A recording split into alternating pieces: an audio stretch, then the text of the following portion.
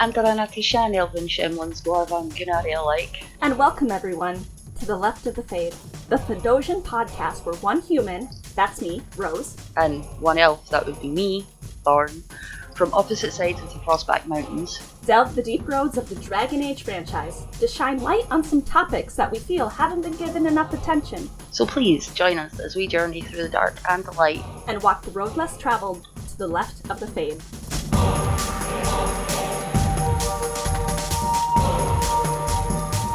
Hey, alright, Mercies, we're gonna get into this or what? Yeah, let's do it. Right, you're first up, lady. I'm first? Oh, okay. Yes. I forgot. You've already covered this, Rose. Come on. Sorry, I started talking about the beer blight. The beer blight. And we got really sad for a second. Yeah. Apologies. Previous to what you're hearing now, we were just discussing the beer blight and how absolutely horrendous it is for the world and how devastated and depressed we are. And now we're going to try and cheer ourselves up by talking about the computer game loves of our lives. So, you know, it's a bit of a strange transition. But, I feel like we don't have to explain us talking about that because that is literally true. One of the hot topics right now, the hot topics of the year. So, like, it's everyone's talking about it. Everybody's talking about it. Anyway. Anyway, on to brighter topics. Okay. Rose. So, what we're going to be discussing in this episode is our favorite romances. And what we've already kind of talked a little bit about who we like and stuff and all that. But we're going to sort of do a little bit more of a deep dive and talk about what we love about them, why they're so important to us. And this is like just aside from looks. I mean, obviously we're like, oh yeah, they're hot, but like deeper, like personality, the nitty gritty of it, as well as we may comment on stuff we don't like about them because I think it's important to recognize there is just like in life, no perfect person in the game that you're like, oh, this is great, there's nothing wrong with them, they're wonderful and all that. Although Cullen's pretty close. Cullen is pretty close, to be fair. Like, I'm sorry, I'm just gonna throw that out there. Cullen's pretty close to perfect, okay? Like, with the exception of his voice actor, he's pretty close to perfect, alright? Well, the thing with Cullen is that he used to not be a great person, so there's that. Yeah, but things change. Yeah. So things change and he's a good boy now. I would also say Bethany's pretty close to perfect, but yeah, that's true. That's fair. That is actually pretty fair. Yeah. I'm not even gonna like overreact to that in any way, shape, or form. That's a fucking fair point, actually. Actually, there is something negative I could say about her. If you make her awarded, she is very, very, very bitter towards Hawk. Yeah, and she's salty about it. Very mad at Hawk. Mm-hmm. And even though it's like, from Hawk's angle, it's like, I was saving your life the only way I could. I was doing it to save your life. Bethany doesn't seem to see that, and she just thinks, she basically resigned her to a terrible fate. So yeah, but like, would Bethany have preferred to die a horrible, painful death by corruption? Yeah, she straight up says that. She would have rather died. But I mean, she saw what happened. She saw the pain of corruption on the way to Kirkwall. Like, why would she want that? Still prefers it. Yeah, she's after not is what the problem is. She's not right to need. She just doesn't like to be. She just doesn't want to be a warden. She hates, the stuff that it does. That now she has to kill Darkspawn. She hates that. And now she can hear the voices, I mean, obviously, like, there is no archdemon or whatever at that point, but, like, she can hear it, it's that whole, it, like, messes her up and she hates it. So, well, I can kind of understand that, but... Yeah, but... At the same time, like, stop bitching, you're alive. Before seriously. I go on and talk 40 minutes about Bethany. Yeah! Like I did in the last episode. About Leah, yeah, I remember. Yeah, I talked for 40 minutes about Leah. I still can't quite believe And that was like 40 minutes long. I didn't mean to. I'm like, wow. Like, when I was editing it, I'm like, how long do I go on about this for? It finally ended. I'm like, how long was that? It was like 40 minutes. I was genuinely, when you messaged me to let me know that, I was genuinely shocked because it didn't seem like anything anywhere near 40 minutes. I know, but yeah, I did. It was 40 minutes. That was a marathon discussion, though, to be fair. But that felt like a marathon discussion in general, even though we were only sort of talking about a handful of characters throughout the franchise. It felt like a marathon conversation. Like it went on for hours. But then again, our conversations always do. We just enjoy talking with each other. That's all. We do, and we have a lot to talk about, so, you know, it's fair. Okay, so, favorite romances, what we love about them, and we're even going to throw what bothers us about them. So, the first one that I am going to talk about is, and I will say that this is going to be a very male-heavy episode. I like them boys. I like them boys very much. Thorn also likes the boys very, very much. Yes. I do have a girl on my list.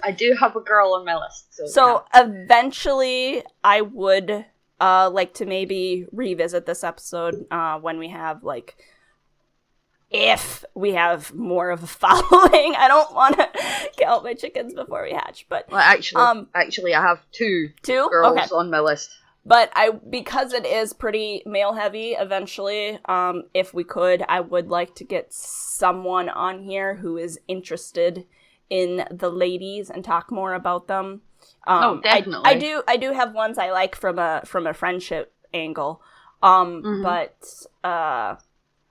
just romantically, I'm very curious. So, eventually maybe we could do that. So, my issue, I'll be honest, most of my issue with the female romances, or more specifically the female romance options, are that while I find them aesthetically pleasing, to me, some of their personalities just are not quite written the way I like them, which is why the two that I have on the list are the two that I have on the list. Because you've seen the list, you have it in front of you, in fact, I'm pretty sure. So you know the kinds of personalities of the people I'm talking about. Mm-hmm. Whereas I find other females in the franchise, with the exception of Leliana, who I love to death, but I see her more as a sister, as fucking dull, like really boring individuals. Mm-hmm. And that might sound a bit mean, because I know they're not. I mean, Cassandra's not boring. But I just, it's a personal preference thing. It's fine. And don't even get me started on the way I feel about Josephine. Like, ugh. Sorry. We have a friend in the Discord who loves Josephine, like, so much. I like Josephine. I don't know if I'd say I love her. Maybe that would change once I because I do want to eventually try to romance her, but that's like, as it is, it takes me a while to get through a playthrough of Inquisition. Just because it's like all of the other games I can like insta kill and get through it really, really fast. And and most of the time when I'm replaying it again, I'm not playing it I'm just playing through it for the story. I just want to see the changes. Like that's all I want. And see the different romances and all that. And there isn't really anything like that for Inquisition, so I can't go through it as fast. That's why I have like 12 playthroughs on Origins, 13 playthroughs on 2, and like, I'm gonna say 2 and 2 full playthroughs on Inquisition, and 3 playthroughs that I have not completed because I have many computer problems and stuff that I basically have never been able to complete a soulless romance ever because I've had so many issues that have prevented me from it. So that's the only thing that stopped me as well. Like, computer issues.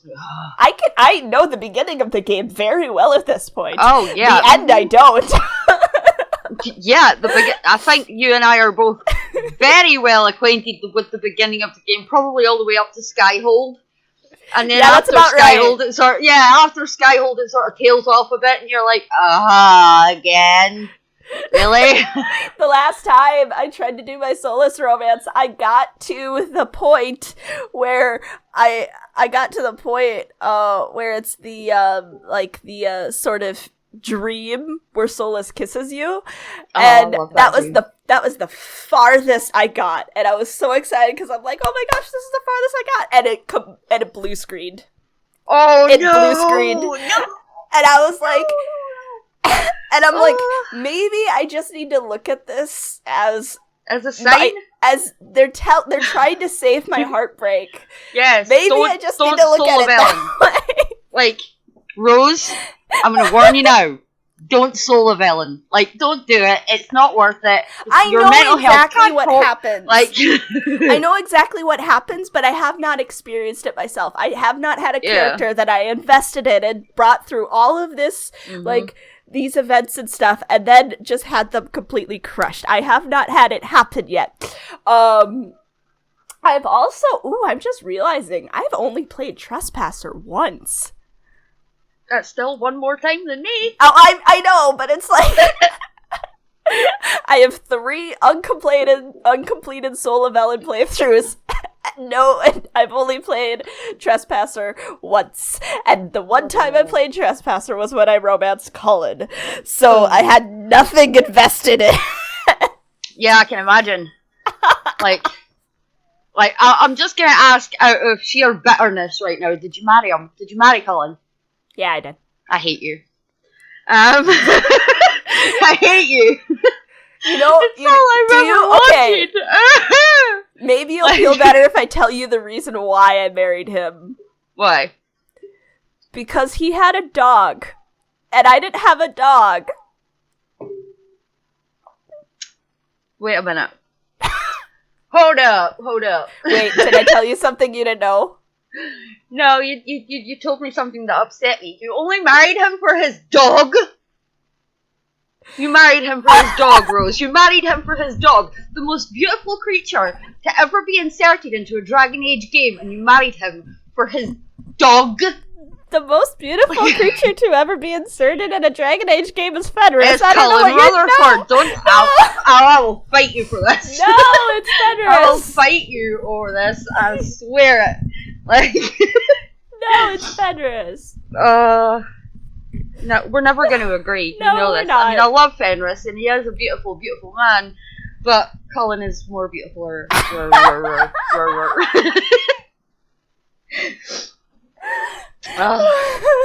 Okay. I'm a Cullen stan. Leave me alone. So yeah, the first one. Beautiful men. Yes, especially beautiful elven men. Yeah, the first one I'm gonna talk about is Zevron. Now, oh crap. Hold on. Technical difficulties. Oh, no. Crap. Hold on. Hold on a second. I need you to come here and fix this. You can, I'm sorry, you can beep out his name, but this shit needs to stay in. Oh no, what happened? Oh crap, he has his headphones on, he can't hear me. I have no headphones on, I can hear you. Where is it? Okay. This came off. How do I fix it? You loosen the clamp, you put the thing back on. Stop laughing. Okay, you put it back into position. You tighten the clamp. It's just a C-clamp. There's nothing to it. Didn't you take wood shop? I took wood shop 12 years ago. Well, the flatter you position it, the better it's going to fasten. Oh, give him a high five for me, please.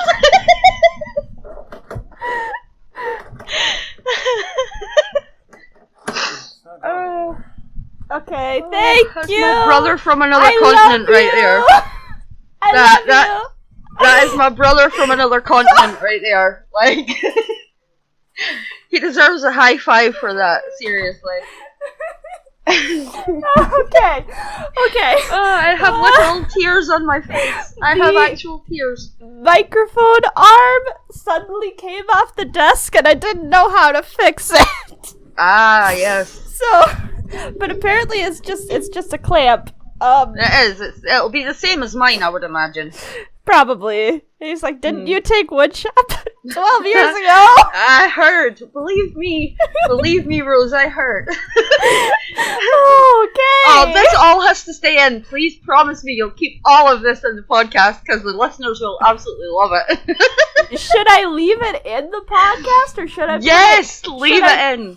So, sorry, technical difficulties. The microphone arm fell off the desk, and I needed to recruit my husband to fix it because I know nothing. Yes, she is the Jon Snow of podcasting. And there, just right there as a reference, she will not get. No, I do get it. I know that slightly. reference because it's been said so many times. I know it. I suppose. So, I suppose. It's like winter is coming. It's a reference everyone knows. It's really quite hilarious, however, that it's a ginger northerner that should say to you that you are the Jon Snow of podcasting.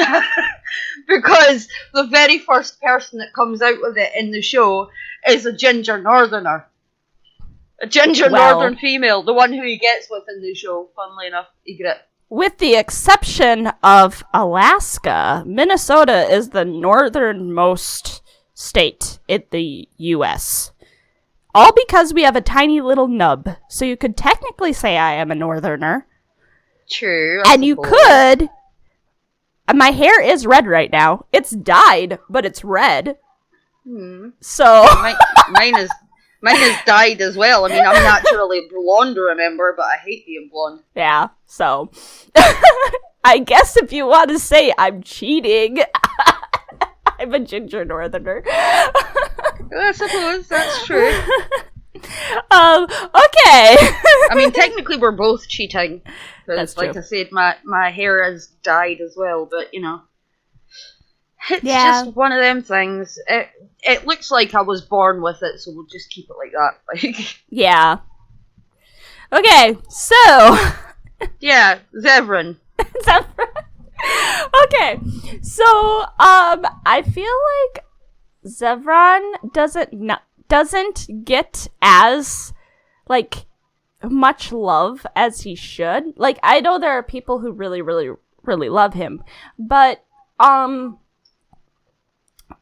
it doesn't feel like, how do I put this? Like, I feel like there's a lot of people out there that don't see as much into him as there actually is, if that makes sense.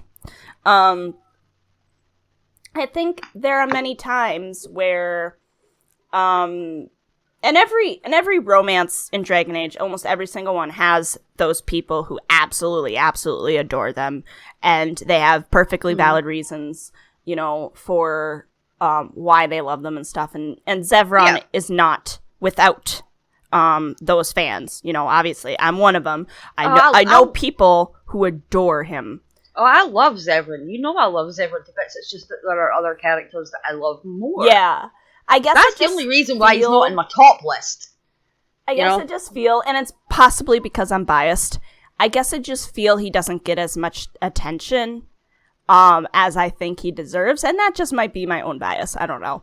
But I feel like he's kind of been whittled down to someone who just wants sex all the time. And I feel that is very unfair.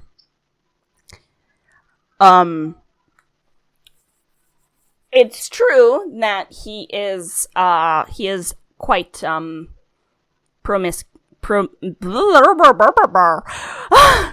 promiscuous, and he does enjoy sex quite a lot, which is totally and 100% fine. But I do think there is stuff that's a little deeper there. Oh, definitely. And I think it is very, how do I put this? I am surprised by considering that this game came out in 2009, when I was still in high school, and I didn't really know, like, at least in 2009, at least where I am, there wasn't a lot of talk about stuff like consent and respect, especially when it came to sexual encounters. And I just feel like I didn't really see much about that. And no one really talked about it in my experience. Maybe part of that has to do with, I sort of was in very Christian conservative circles, but it's just something that I didn't really start to see until I was in college. And I would say not even when I started college, I would say the end of college. So for me, that'd be like 2013. Yeah. So it was, and when you think about, how do I put this? Because he is someone who is, like, he's very sex positive. It was refreshing to see a character who was, I feel like it's even unfair to, in 2009, I feel like people would refer to him as a pervert. And I don't feel like that fits. Because pervert is very much a term that seems to apply to people who have a twisted view of sex, or like are just really gross in the way they approach sex or anything related.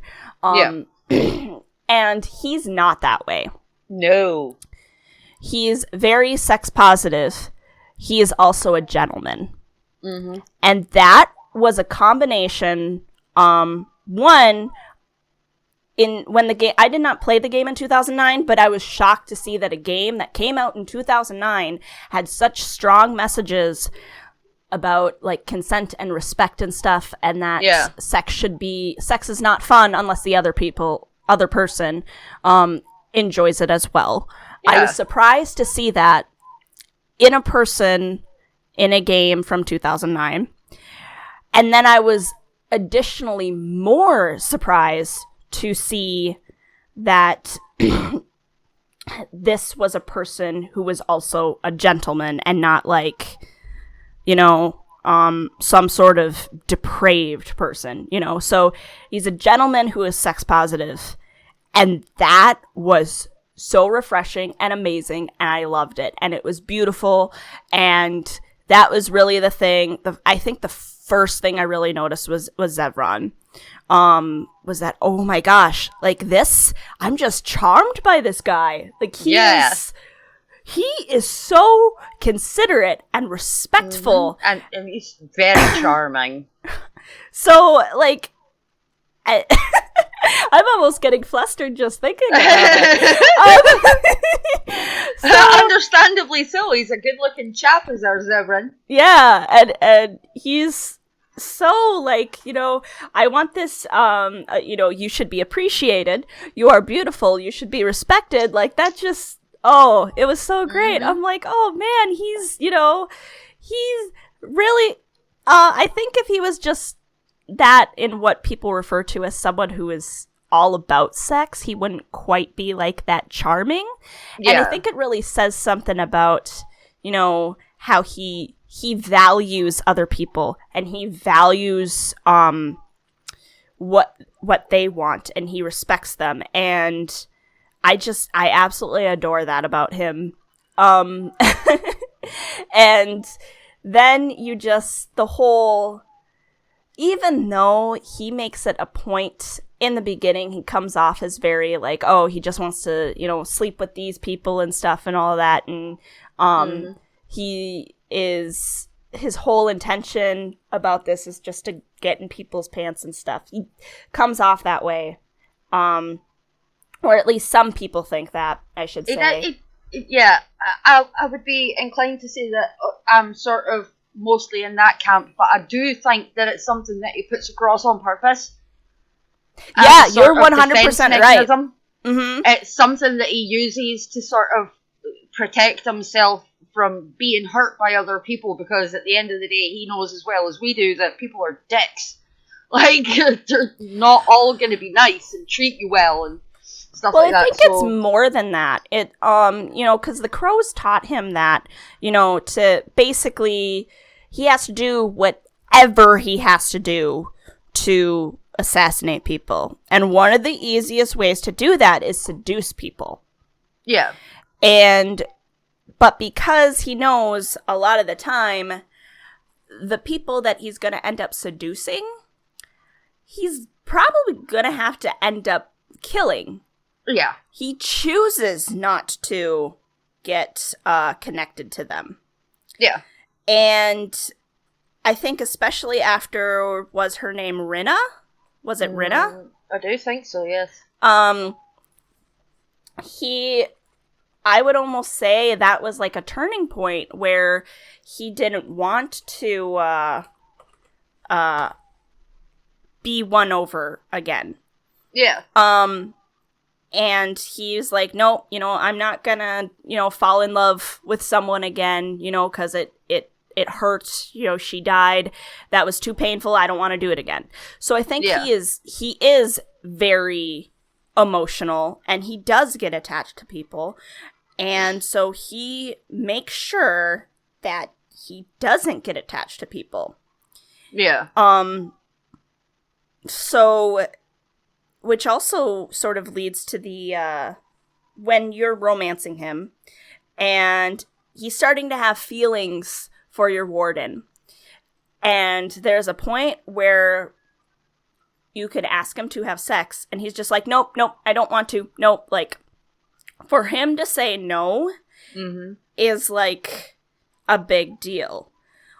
Because he gives off the impression that he's always willing to. Mm-hmm. And that's all he cares about. Yeah. He doesn't. That isn't all he cares about. No. But it does give the impression. Yeah. That's what I was saying. Yeah. So it's like, wait, whoa. And it wasn't even just a, no, I don't feel like it. It was a very resounding defensive, nope, I can't, vehement. And it was clear, there is something going on here. And at that point is when he starts to realize, I have feelings for this person, and I don't want to have feelings for this person, because the last time this happened, I got hurt, and she died, and I can't do this again. Yep. So he's trying to close off his heart again. Mm-hmm. And then when you finally have the conversation with him and stuff, and you get further and further into the romance, you can get to a point where he basically proposes to you with his earring. Like, he is not the one to come out and say it, but if you continue to ask questions, and it's something along the lines of, does this mean we're married now, or does this mean we're engaged now? I think it's engaged, or is this a proposal? He says, if you wish it. That is a big deal. Because that's huge for someone who has been trained to take his pleasures where they come, and has spent his life trying to not get close to anyone, because it always ends up the same way. And a lot of his seduction targets have also been like his literal like targets to kill. That means that he possibly sees a future with this person. And it's so deep, and it's something that I feel like you really don't see unless you romance him.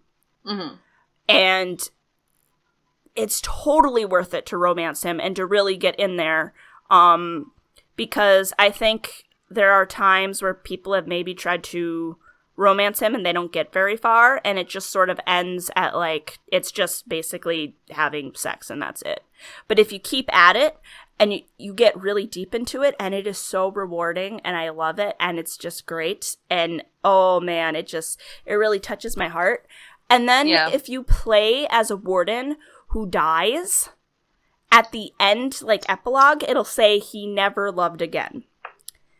And when you go into Dragon Age 2, and you meet him, you have a chance to do his request, you know, you can sort of flirt with him. Your hawk can flirt with him. He'll say no. Yeah. Like, he is so deeply hurt by this and so loved this person so much that he's just straight up saying no, I can't. Like, he never has sex again, Thorn. Yeah. That is... Yeah. Like, he gave up something that he loves so much because he loved this person so deeply. That is big. Like, I would, you know, I'm looking at this and it's entirely possible. He might be one of the people that loves the most. Yeah, it's possible, yeah. I would say so. Although, you know, it's either that or you happened to bump into him that time in Kirkwall after a playthrough where you'd put the, you know, chastity belt on him and he doesn't have the lock picking skill to get it off.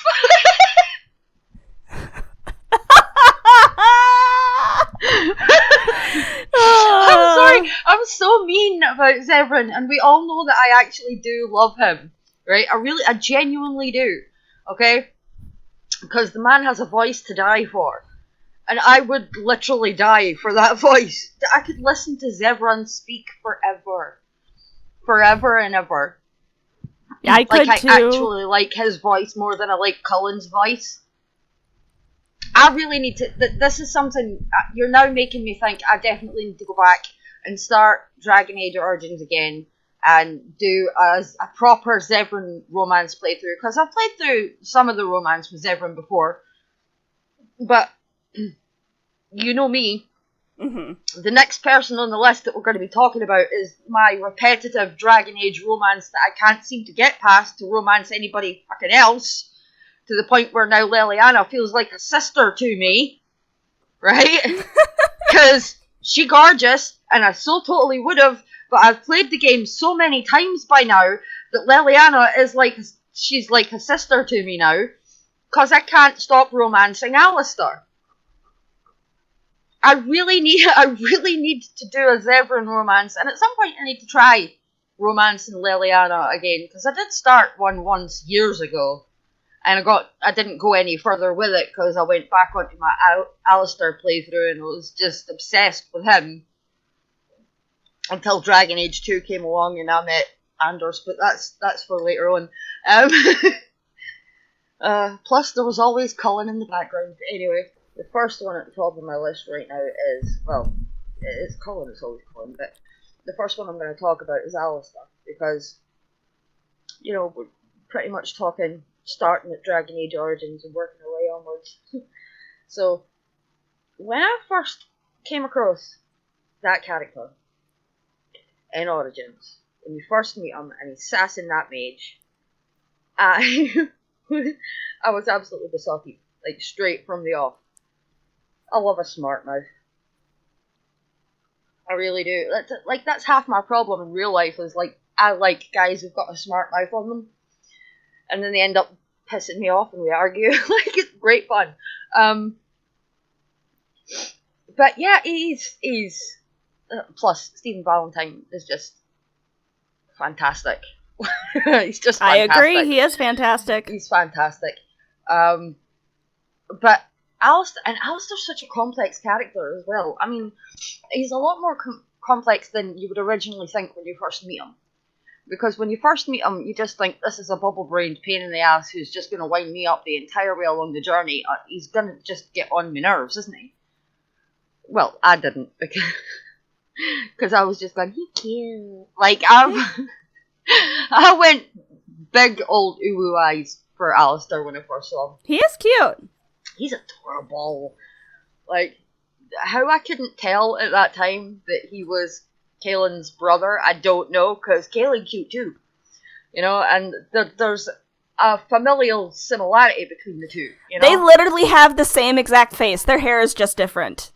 My point! You know, I mean, like, I had, like, clueless, totally fucking clueless, had no idea, I just thought, generic computer game face. I didn't either, don't worry. Oh, but he's really so much more complex a character than he first comes across in that original opening scene with him.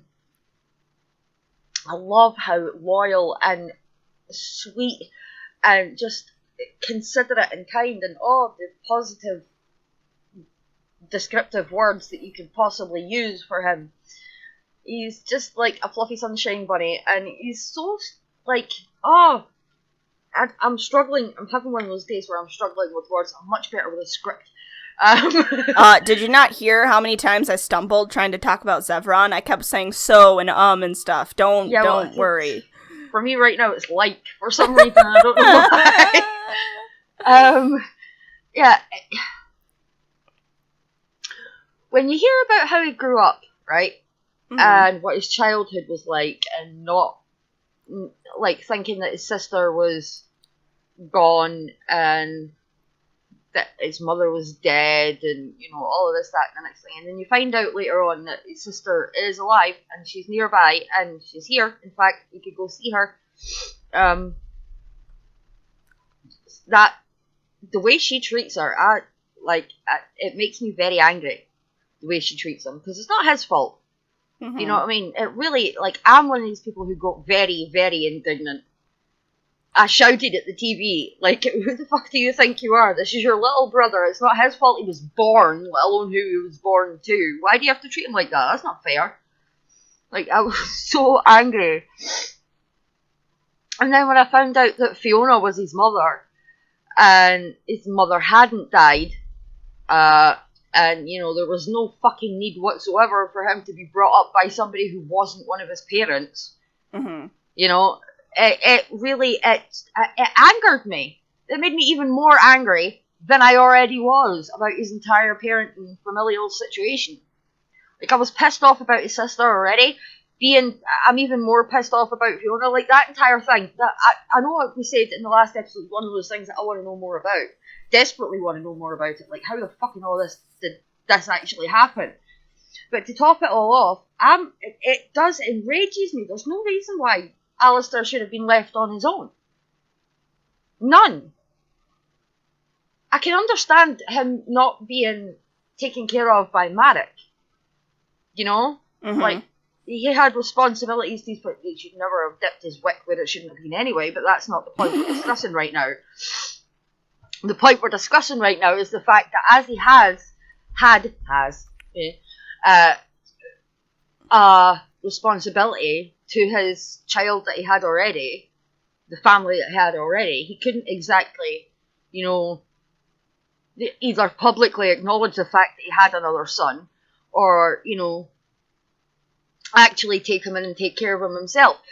But why the fuck could Fiona not look after him? If she ended up leaving the Wardens anyway, you know, why could she not have taken care of him? What the fuck was...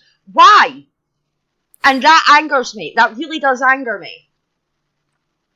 Well, the thing about that is, I think it's important to point out that Goldana is not his sister. And the lie about that runs so deep that Goldana really believes that there must have been a baby in there somewhere, and a baby brother that she had, and they just sort of took the opportunity. They're like, oh, that's perfect. We'll just say that this baby belongs to this family, you know, because she does say the baby is the king's, you know. So this lie runs so deep that Goldana does believe that that truly is his brother, her brother, and he believes that, but, like, they're not actually related because his mother is Fiona. And I think that Fiona would have raised him, but it's a twofold situation. One, that she is not the queen, so already, like, he is a bastard, and that is completely horrible. Like, they can't have that. They can't have a child who's illegitimate, you know, be the prince, you know, so they've got to hide it. But also, she is an elf. How would they react to having a prince who is half elf, you know? they'd probably be incredibly racist and would not like it. You know, it's terrible that they... So it was... And oh look, they've had a half-elf king for fuck knows how many years now. Yeah. Do you know what I mean? Yeah. So, you know, it's just one of those things where Fiona was probably given paid off something. She was given something to be like, at least I assume, be like, no, you can't raise your kid. You can't. We just can't have this. So we're gonna tell him this lie. We've got this family over here. They just had a baby. We'll just say, you know, somehow this massive lie infected these two people who didn't even know the other person existed. And it's gotten so tightly wound together that Alistair was able to look up his family and be like, yep, that's my sister, even though they're not. Yeah. For me, right, my main issue, by the way, is it's all of the lies in his upbringing, right? Everybody deserves to know where they came from. Mm-hmm. For the very own fundamental, like, I have a half-brother somewhere in England, somewhere. And I would love to meet him, to be able to speak to him, to get to know him, right? But I have been forbidden from looking for him by my father until my father has passed away.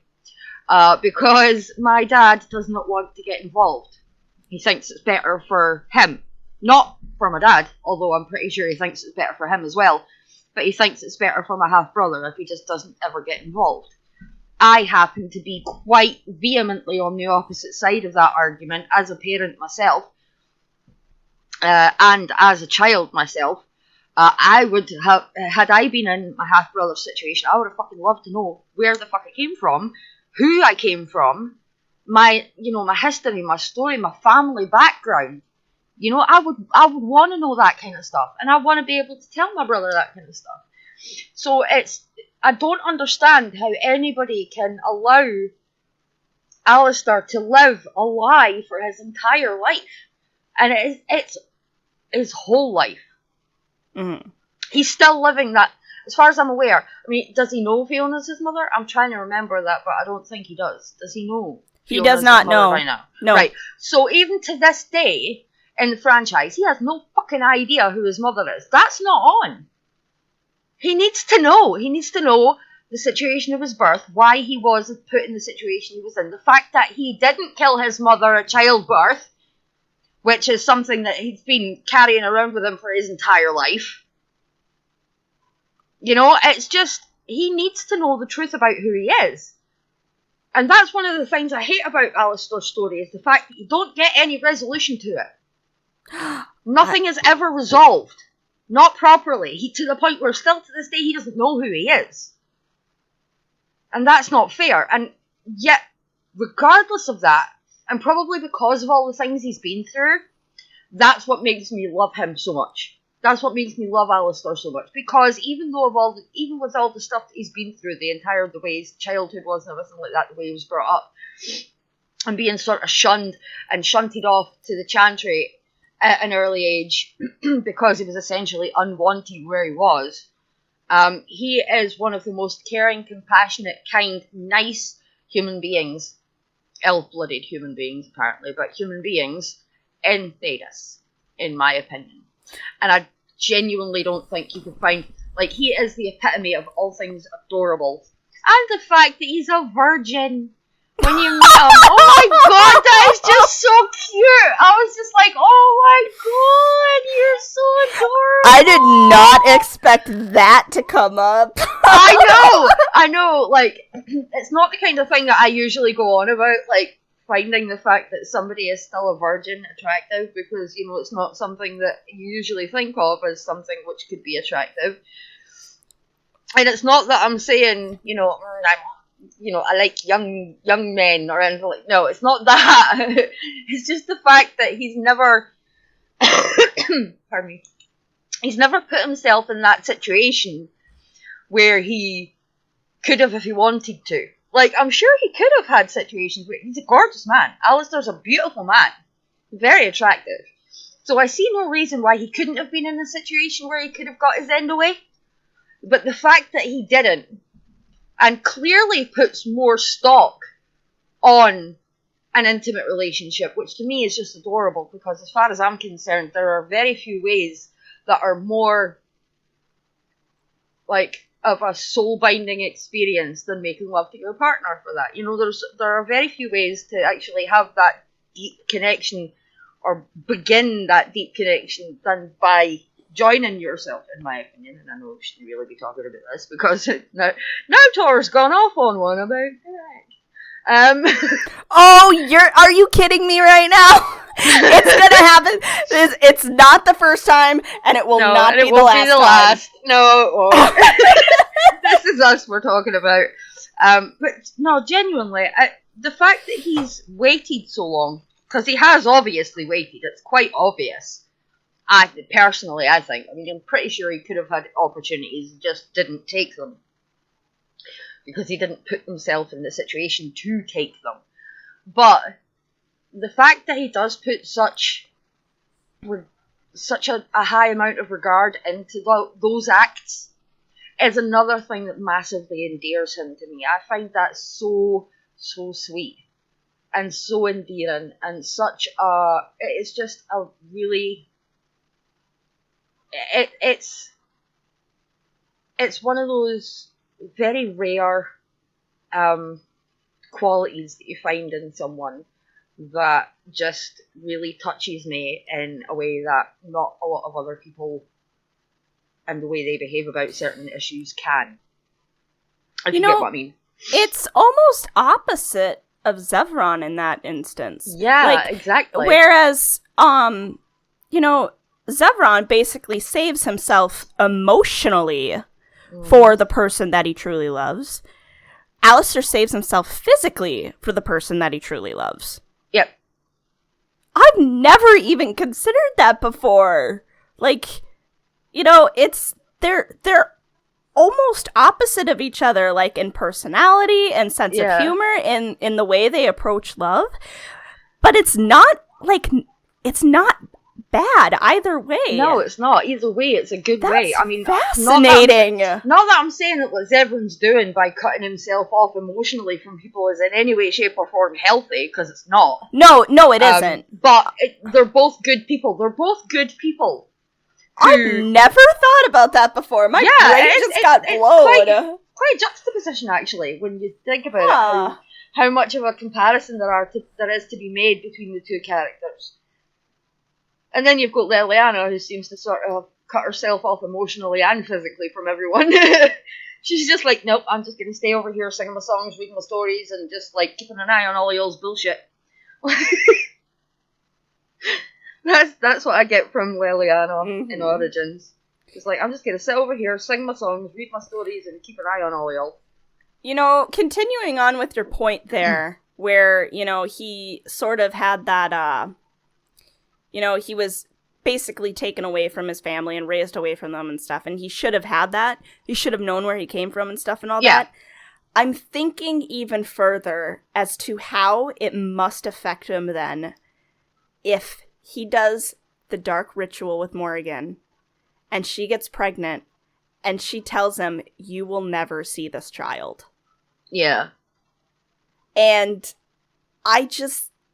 Alistair just seems like the person who would want to be a dad. Ow! Like, it's just... Like, how many years later, and that's just kicked into place like a kick in the feels. Like, ow! Ow! How could you hurt me like that, Rose? How could you bring that up right now? Kick me right in the feels, why don't you, woman? You're evil. And I'm gonna find out too, because I've never had Alistair in Inquisition once, and it's gonna happen this time. I didn't make him king, and I had him do the dark ritual with Morrigan, so he's awarded. He's gonna turn up in Inquisition, and he's gonna see his son. So yeah, I've never had that because I keep making him king as well. Yeah. So, and I've seen the clip of them meeting. I haven't played it myself, but I've seen the clip. And he just gets this. Is that him? Like, that's... Am I going to, like, because I've avoided this. Am I going to, because I'm going to make sure that I make this happen at some point. Am I going to die a little inside, Rose? It isn't made into a big thing, like it isn't a cutscene, but you are going to die. Yeah. You're gonna die. I'll be able to hear it in Steven's portrayal, and it'll kill me. And the thing is there's something about it, too, that, like, you know, he and Morgan hate each other. Oh, yeah. Mm-hmm. But now they have, like, this shared, you know... child.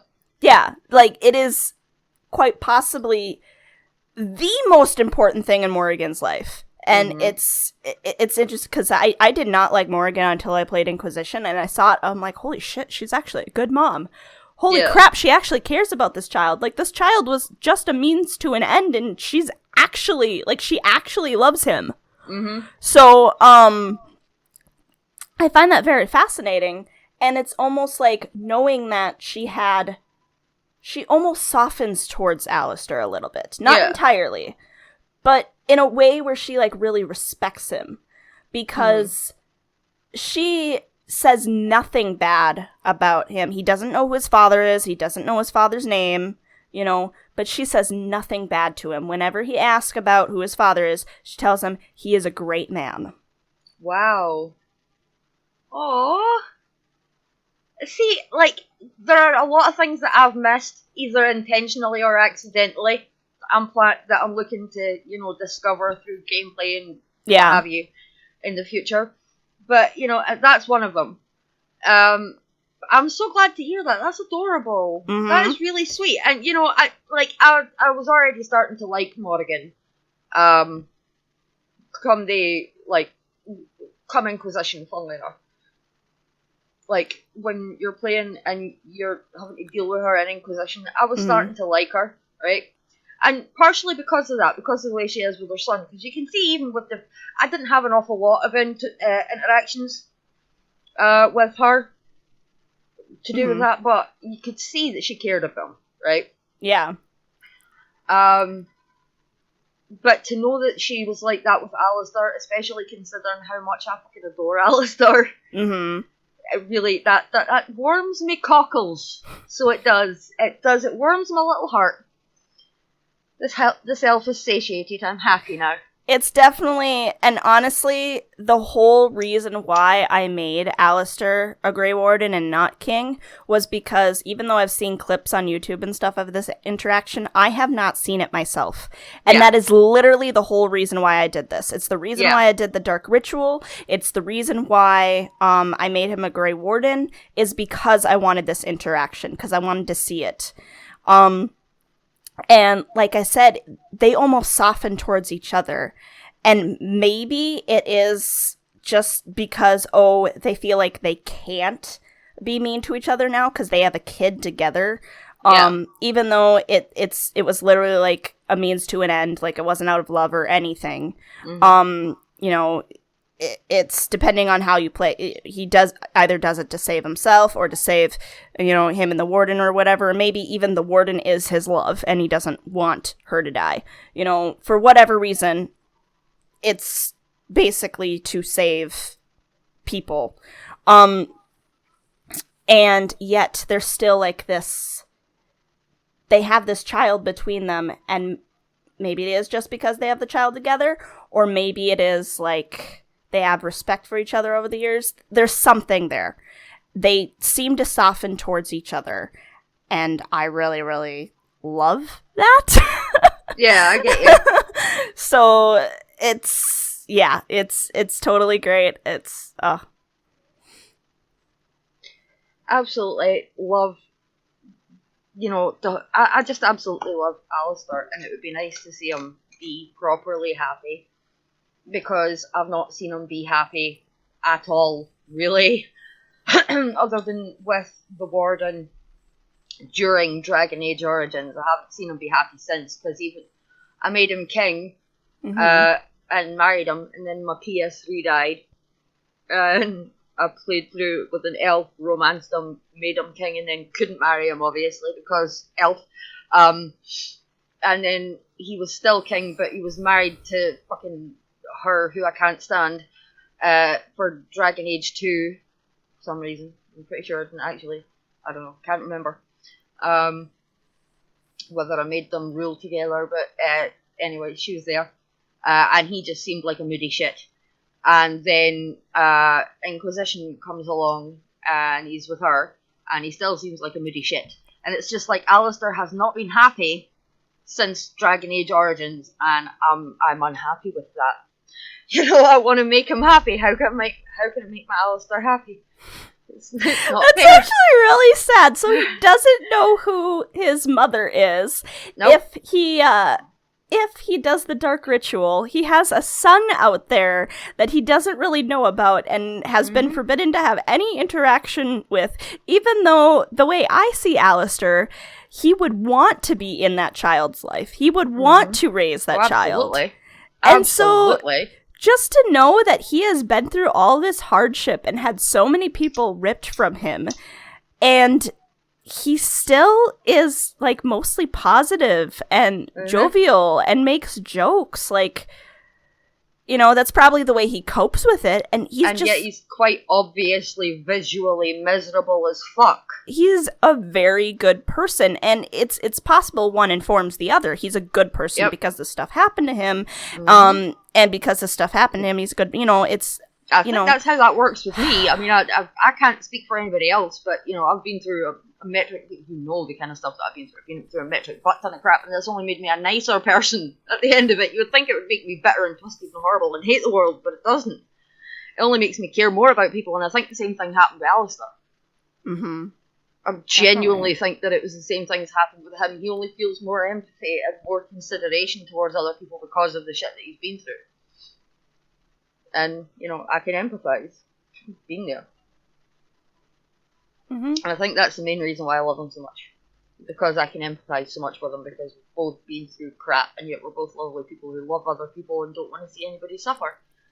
You know? Yeah. Even though I am a nasty, stabby, angry Scottish elf. Anyway. Who's been hacking people to bits in Assassin's Creed, oh my god. Like, I mentioned it the other week when we were recording the last episode about Valhalla coming, and by the gods, I have spent so much time playing Valhalla. I've just been killing people left, right, and centre. It's been fun. But yeah, it's just, if anybody fancies checking that out, you can always check out my Twitch or my YouTube. Just thought while I had mentioned it, I figured I'd throw in a shameless plug. Why the hell not? You know? Go ahead. Don't care. You know, go right ahead. If you want to check out my Twitch, that would be That Elf Thorn. If you want to check out my YouTube, it's That Elf Thorn or Tor Talks, where I do all my nerdy stuff.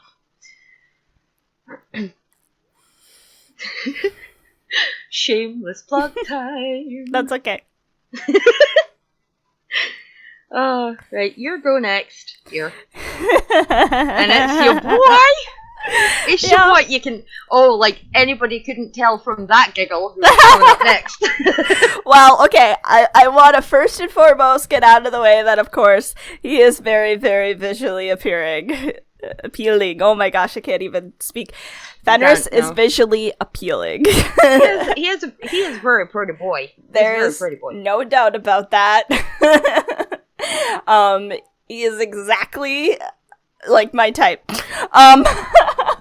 But beyond that, he is okay. Let's get this out of the way first, because it is, of course, one of the first things you think about with Fenris. He is prejudiced towards mages, and that is bad. Mm-hmm. It's not a pretty trait of his, and I don't like it. However, I think I've said this before, he is probably, like, one of the few people who I can understand why he got that way. Yeah. But now that he is that way, we gotta work to change it. Mm-hmm. So, yeah, he... Oh my god. What? Sorry, I just had a bit of a revelation. It's the whole... No, it's a good one. It's the whole, Zevran, Alistair, Fenris, Anders thing. The reflections of each other? Yes! Oh, right. And this is something that I'm noticing is that you and I date the reflections of each other's favourites.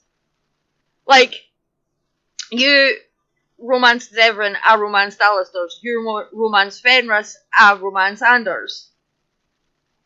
Uh-huh. You know, does that say something about us? I don't know. I feel like we're gonna have to really really gonna have to analyze this. Because when it comes to Anders, right? Yeah. The same thing as you just said with Fenris, right? Mm-hmm. He's obviously got a prejudice against the Chantry and against Templars, right? Mm-hmm. And while I'm not happy with it, and I wish I were able to change it, I can understand how he got that way. Yeah. And had it not had interesting, had the tail end of the game had you had the ability to change the end of the game and what actually happened, that's what I would have done.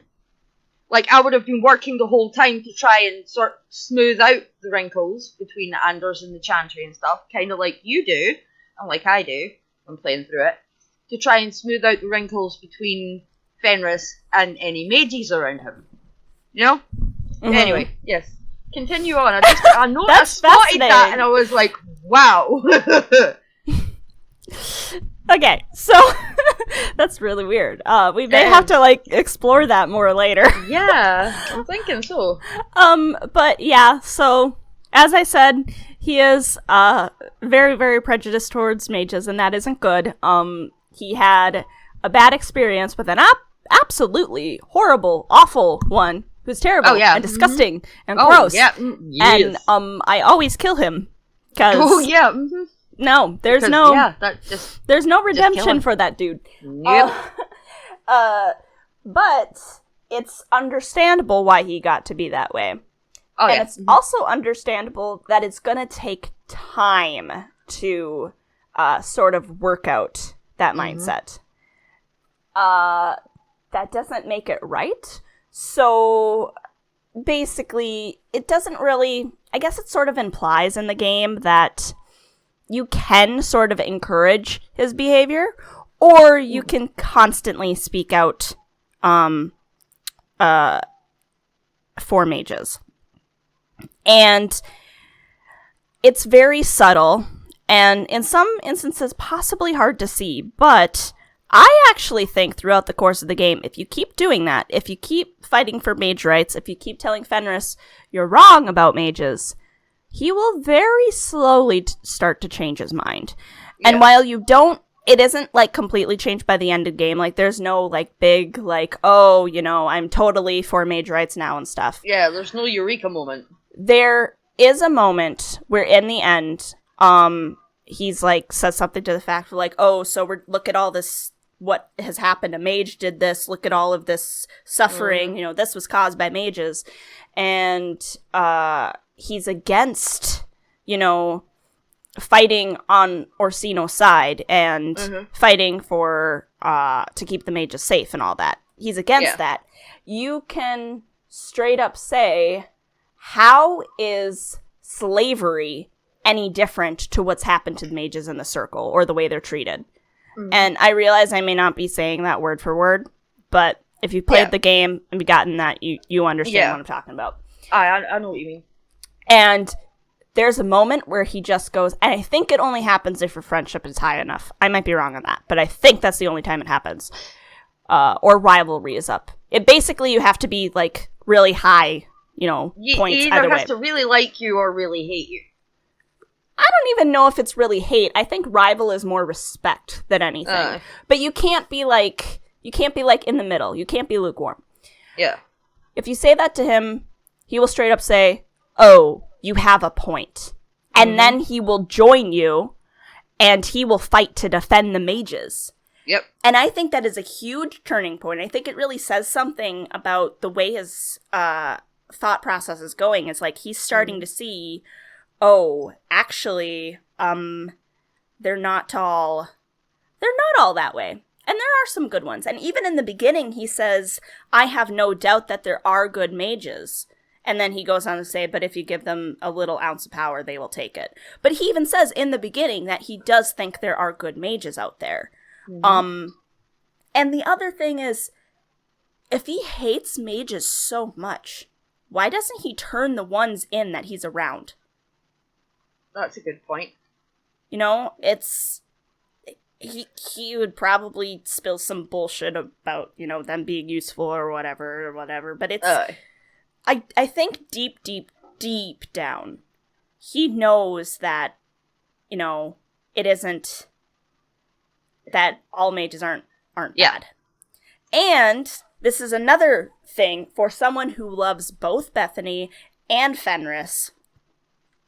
I friendship them very, very, very much. I don't ship them as a couple because I think that's a little weird personally. Yeah. But I, ship them as best friends so hard. No, oh, absolutely.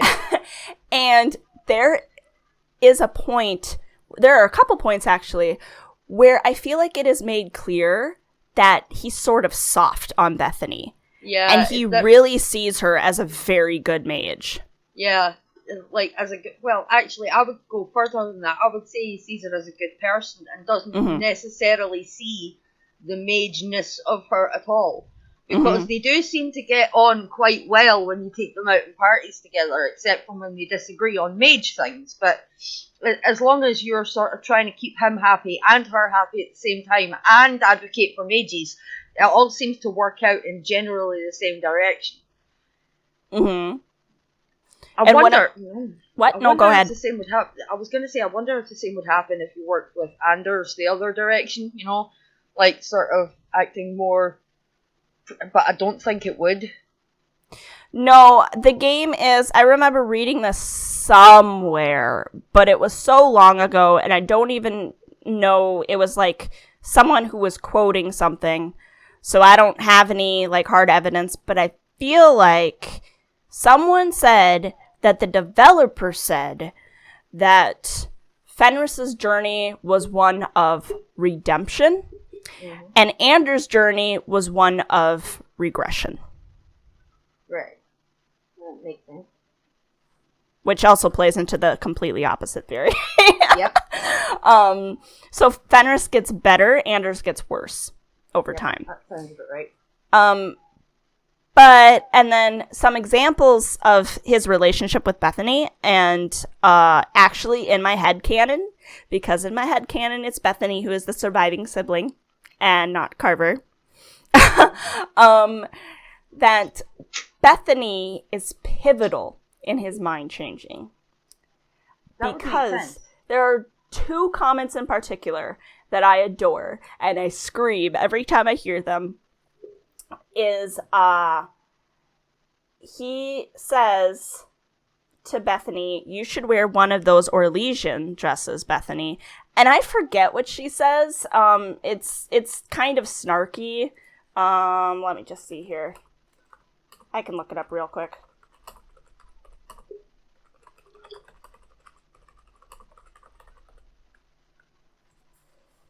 Okay. Oh, he says, you should wear one of those Orlesian dresses, Bethany. And Bethany says, why? Because I'm a girl? Because I should wear big flowing skirts? So she thinks it's going to be something snarky and mean, you know? And then he just says, because you'd look pretty in one. Just genuinely, you would look pretty in one. Yeah. Yeah. He thinks she's adorable. Pretty, and it's so cute. Oh. And she just is kind of caught off guard, oh, yeah, they're pretty. So cute. It is cute. And then, later on, I think it's, if you, play as... Yeah, because it can only happen if Hawk is not a mage, because otherwise the comment will be directed at Hawk. So if you play as a non-mage Hawk, and In Act 2, after Bethany either, dies, becomes a Grey Warden, or is sent to the Circle, it doesn't matter. She's not in the party anymore. She's not available. I think it's Anders that he's talking to about, oh, you think, mages are weak or whatever. And Fenris says, Bethany wasn't weak. And he is firm about that. Like, he is made clear, no, I do not think she is weak. And I feel like at that point, he has accepted, even if he thinks all other mages are bad or all have the opportunity to be corrupt, I feel like he truly believes Bethany is the one person that won't. Yeah. I also found some very, very beautiful fan art of Fenris and Bethany. It's so cute. But yeah, it's just, I really think he is not, like, I don't think he's just straight up. He has the ability to change, and I think he really does show it, especially if you work at it. And I love that. And even in the beginning, he's so polite, aside from that. Like, he grew up in a society where he was abused all the time, like, awfully, terribly by Daenerys. And he still is very polite. Several times he says, oh, if I said this wrong, or if I did this wrong, or if you thought this, I apologize. I'm sorry. He is incredibly polite.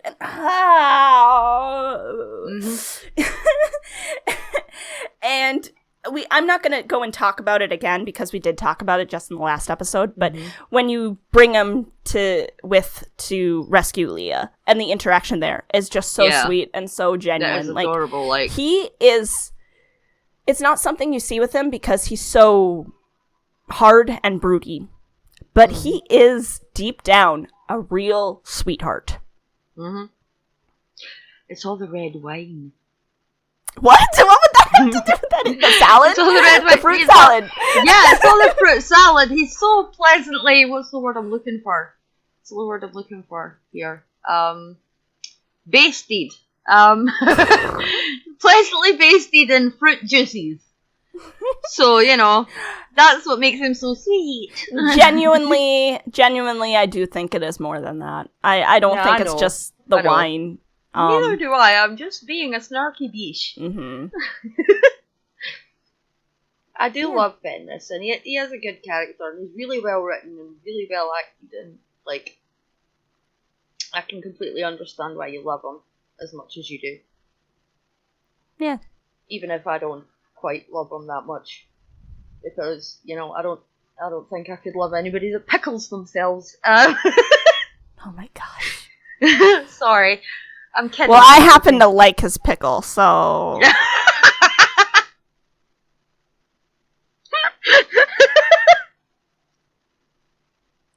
Oh my goodness! It's the truth, but and without any shame whatsoever. Like, none. I have no shame. I'm aware. Like, that shame went right out of the chantry window, didn't it? When Anders blew it up. Speaking of which, to immediately segue from your wine-sodden elf to the guilt and, injustice-ridden mage Anders, who again, it's another one of my repetitive romances. I cannot get out of it every time I play through, and I really need to try harder not to, especially considering my other wannabe romance from Dragon Age 2 is Isabella, because I just fucking love her, and I'll talk about her in a bit. But I really like Anders. Like, when you first meet him, he's there underground taking care of people that he has no need to look after. He's a Grey Warden on the run, right, essentially. Because he should be with the Wardens, but he's not. So he's a Grey Warden, mage, on the run, in a city full of people who hate mages. Or so it seems, right? And he is down there taking care of people, looking after the poor who can't, get better healing treatment, who can't afford to get better care or more expensive care, So, and I was just besotted straight from the off again, and I don't know if I'm starting to wonder if I've got a thing about blue-eyed, blonde-haired boys, because all three of my, as I call them, troubled trio, Alistair, Anders, and Colin, are all blonde. They don't all have blue eyes, but they're all blonde-ish. So, I'm starting to wonder if I've got a type. You find out further on in my list where the others are. I don't, but Now, while I do not in any way, shape, or form condone what he did, right? I don't. And I hate the fact that he uses you to do it. He uses you to help him do it, and it really, that's a betrayal of trust that it takes me a lot to sort of see past. But at the same time, and I hate saying this because I'm almost quantifying what he did, but at the same time I can understand it. I can understand why he did it. Because everything he's seen has taught him that, the Chantry seems to hate mages. It certainly treats them with nowhere near the respect they deserve, if any at all, most of the time. Or at least certainly that's how Anders sees it, and that's how Justice sees it, Mm-hmm. Because when you have to take into consideration that Anders is affected. This is something I've been waiting for a chance to stick up for Anders. I really have. I've been waiting for a chance to stick up for Anders. What people seem to fail to take into consideration is how heavily influenced Anders is by Justice, right? Oh yeah, I definitely know that for sure. He is already, by the time you meet him in Dragon Age 2, no longer just Anders. In fact, I would say that there are definitely parts of Anders' personality that are now missing, that are filled in, the blanks are filled in by parts of Justice that, don't accurately reflect the person Anders truly is. Mm-hmm. While he's empathetic towards poor people, he has no empathy whatsoever towards people in the Chantry who could have been involved in the explosion. Doesn't care. He has this blanket generalization, and I think that comes from Justice and not from Anders himself. Anders knows far too well that people come in all different shapes and sizes and I agree. Behaviors, right? That comes directly from Justice, right? He's stolen Anders' empathy for his perceived enemies, right? Mm-hmm. Whereas, and this is a thing, I genuinely think is a thing that people overlook, and why people hate Anders so much, and something that really upsets me, and I'm sure Gigi is going to love me for doing this, because we all know how much she loves him. Yeah, I'm kind of an anomaly in our group. I have genuine reasons besides the kissing thing, but the kissing thing just sort of set me off. But don't even, because seriously, my little heart right now, I want to play Dragon Age 2 just for that kiss. That's just one step away from Colin clearing off that desk. I'm telling you. Wiping my forehead from the sweat. Anywho, because of how heavily influenced Anders is by Justice, there are a lot of things that he ends up doing in Dragon Age 2 that he would never have done. Yeah, and blowing up the Chantry is one of them. The real Anders would never have blown up the Chantry. There's no way. Mm-hmm. He's far too empathetic, too sympathetic, too kind and compassionate and giving to be able to do that kind of thing otherwise. There's no way that he'd have done that if it hadn't been for being possessed by Justice. So, that's why I could never actually hate Anders, because yes, I can see where he's coming from, and two, a lot of the decisions he makes are not based on he himself, but on the Justice part of his personality, or what's become now. Mm-hmm. But I genuinely, when he goes on about Sir Pincelot,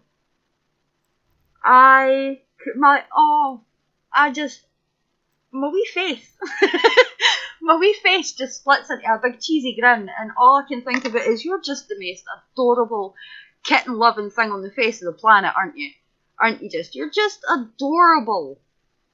Even though I know what he ends up doing at the end of the game, I'm well aware by this point. I've watched that Chantry explode several times, right? How did you react to the very first time you played and he blew up the Chantry and you realized you helping him was all just, you were basically collecting components to blow up the Chantry? I was pissed as hell. I was really pissed. I was more hurt. You know what I mean? I think I genuinely felt hurt in that moment. I was like, wow, way to betray me, Anders, thank you. And then, this is where I get concerning, right? Mm-hmm. Because then I sat up and thought about it, and I'm like, yeah, actually, I can kind of understand why I did it. And that was at the point where I wasn't quite so hurt anymore. Which probably makes me sound like a really bad person. But, I'm not a bad person, I promise, I'm nice. But, I don't know, it's her. It's her, and it's her presence throughout the entire fucking game, making everything worse, and making me get to the point where I'm like, yeah, I kind of understand it, I'd have blown up the fucking Chantry as well. And you know who I'm talking about. Mm-hmm. Meredith. Mm-hmm. If it hadn't been for her, I don't think I would have empathized quite so much with Anders and understood quite as well. But because I had met her several times throughout the game, I dealt with her and everything and got to know the kind of horrible, nasty, upper self bitch that she was. Yeah, I think that made it a lot easier to be like, okay, I'm not quite so hurt now that you blew up the Chantry and used me as a tool to gain everything for you to do so. But yeah, I was quite hurt the first time. The second time I looked forward to it. I was actually looking forward to it, which is really bad. That's really bad. And I think that says a lot about me when it comes to how I feel personally about the Chantry and about the mage circles and everything like that, because from a magey elfie standpoint, like, blow all of them up. All of them. Everything. Mm-hmm. All of it. Like, and that's really, really bad. Well, I didn't actually have a problem with him blowing up the Chantry itself. It's the fact that there were people inside. Yeah. And that there were, some people have said, oh, but, people like Althena or whatever are complicit to the issues going on, and therefore they deserve some sort of, I'm not sorry for them, they deserved death or something, which I'm kind of like, I don't know if I agree with that, but even if I did, I don't really agree with it, but I can still kind of understand where they're coming from, where, yes, they're complicit. They could have done something and they didn't, and that's a problem. Aside from that, that doesn't excuse the people who were, like, maybe they were just Chantry attenders. They were just people going there. They were just praying. They have absolutely no involvement in this conflict. That doesn't excuse the people who are completely innocent of this and not a part of it at all, who are now dead. That's the issue that I take with it. And that's legitimately the only thing. That there is the only thing I dislike about Anders. Is the fact that innocent people were killed in that, and because of justice, he doesn't care. Evacuate the Chantry and I will gladly blow it up. Yeah, I'm with you. Yes, in fact, evacuate the Chantry and I'll blow the fucker up for you. Yeah. Like, seriously, get all the people out and I will blow this gigantic, overblown statement to the maker to the heavens. Go ahead, but with the people in it, no. Nope.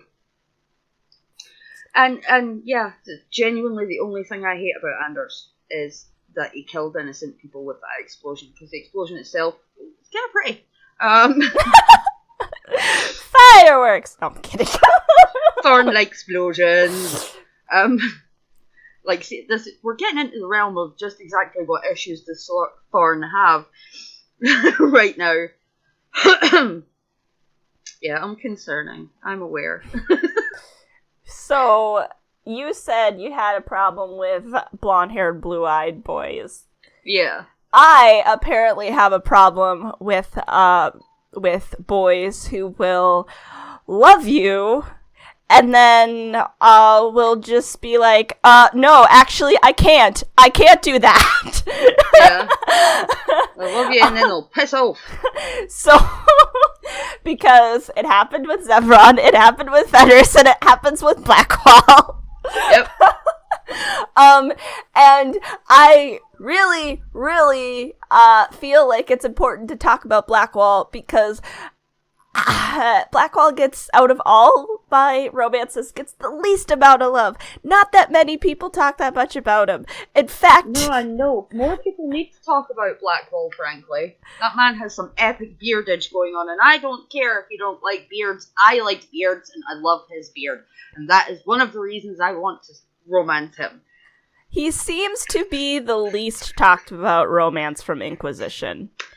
Yeah, in fact, actually, in general, seems to be the least talked about romance. Yeah. And that's very upsetting because I actually think his romance is really, really nice. You know, and there's also a lot of, talk when people talk about, whenever I ask, why don't people like Blackwall or whatever, they say, well, he's a liar. And I'm like, you like Solus! Mm-hmm. And in fact, in that argument, Solus is worse because he feels bad about the thing he's gonna do, and he's like, no, I don't, and he's gonna do it anyway. Blackwall already did the thing, and he wishes he could change it. He is to the point where he hates himself. He wants himself to hang for it because he feels so bad. That's why he took he was so ashamed with himself that he took on another name and a completely different fucking personality and became a completely different, well, not a completely different person, but he became a different person by name and by, code of conduct. By becoming a fucking, an honorary Grey Warden. You know what I mean? He worked on behalf of the Grey Wardens to better the cause of further blights because he was so ashamed of what he had done. Mm-hmm. So, and he's just all about, like... Again, I can kind of understand it. Honor and, like, worthiness. Like, I don't think he thinks he's worthy at all. In fact, I know he believes that he's not worthy. Because... That's obvious from the first time you talked to him in Skyville. Mm-hmm. He didn't take up... At least, I don't think... It's possible in the beginning he took up the name Blackwall to hide. Mm-hmm. But I think eventually it became a way of trying to restore honor to himself. He took up the name of a man that he truly believed was good, and by all accounts was a very good man, because he wanted to have some sort of connection to a man who was worthy. And he wanted redemption. Mm-hmm. And then he was, would. Mm-hmm. Especially when they were put in a situation that they didn't want to fucking be in the first place, probably. Right. In all honesty. Mm-hmm. And when you go and see him in that cell, especially if you've romanced him, just how, upset he is and how sorry he is. And he's just like, leave me alone. I deserve to be here. I deserve to... die for my crimes because he straight up killed children. Mm-hmm. And he feels that this is the only way to pay for it, and he's done running. He just wants it to end because I was gonna say he believes he's guilty. Technically he is guilty. He did do it. But he's just shown so much growth and so much he wants to be a better person. Yeah. And I think the whole thing about, if you romance him, he will sleep with the Inquisitor, and then he's gone the next day. And I think it sort of hits this point of he doesn't believe he's worthy enough to be with the Inquisitor. Mm-hmm. And he's like, nope, I can't do this. I can't do this to her. I have to just go. I have to confess to what I did. I just need to pay for everything I've done. Yep. And I think that may be like his lowest point, because he's like, now this woman loves me and she can't love me. Like, I'm not worthy of her love. It's so heartbreaking. And she loves he is someone just, I'm not, kind of thing. yeah. And he is just a good man. Yeah. A troubled man. Yeah, very troubled. And he is, even aside from that, behind the scenes, you sort of see it. He's like, you first find him trying to train new people to get more soldiers to fight what's going on, because he wants to help. And then in the stables, he's carving toys for children. And I can't just help but think about the children that he was ordered to kill. Like, that hangs on him all the time, and he's just trying to do everything he can to make children happy. Mm-hmm. He's trying to repay his debt to society as he's in whatever way he can, without both besmirching his own name and the name of the man who he's taken on as his own, Blackwall. Mm-hmm. But I think the Inquisition was the best way for him to do that, especially the way that the game goes. If you choose to sort of take him back and have him work with the Inquisition again, which I do. Because I do wholeheartedly believe it's one of the best ways for him to repay his debt to society, and for him to still be around the Inquisitor, especially if you're romancing him. I haven't made him a Grey Warden, just because I'm like, I want you to, I want you to stay alive. I don't want you to die early. But yeah, at the same time, I mean, what is it? If you're a Grey Warden, you get like 30 years. Yeah. And he's already like in his 40s, so he'd probably die around the normal time. Probably. I shouldn't be laughing at that. That sounds horrible. I should not have laughed after that. But no, he would have a normal lifespan. Yeah. And not only that, I actually think he would enjoy being a Grey Warden, because he definitely sees it as an honor and something that is worthy to be doing.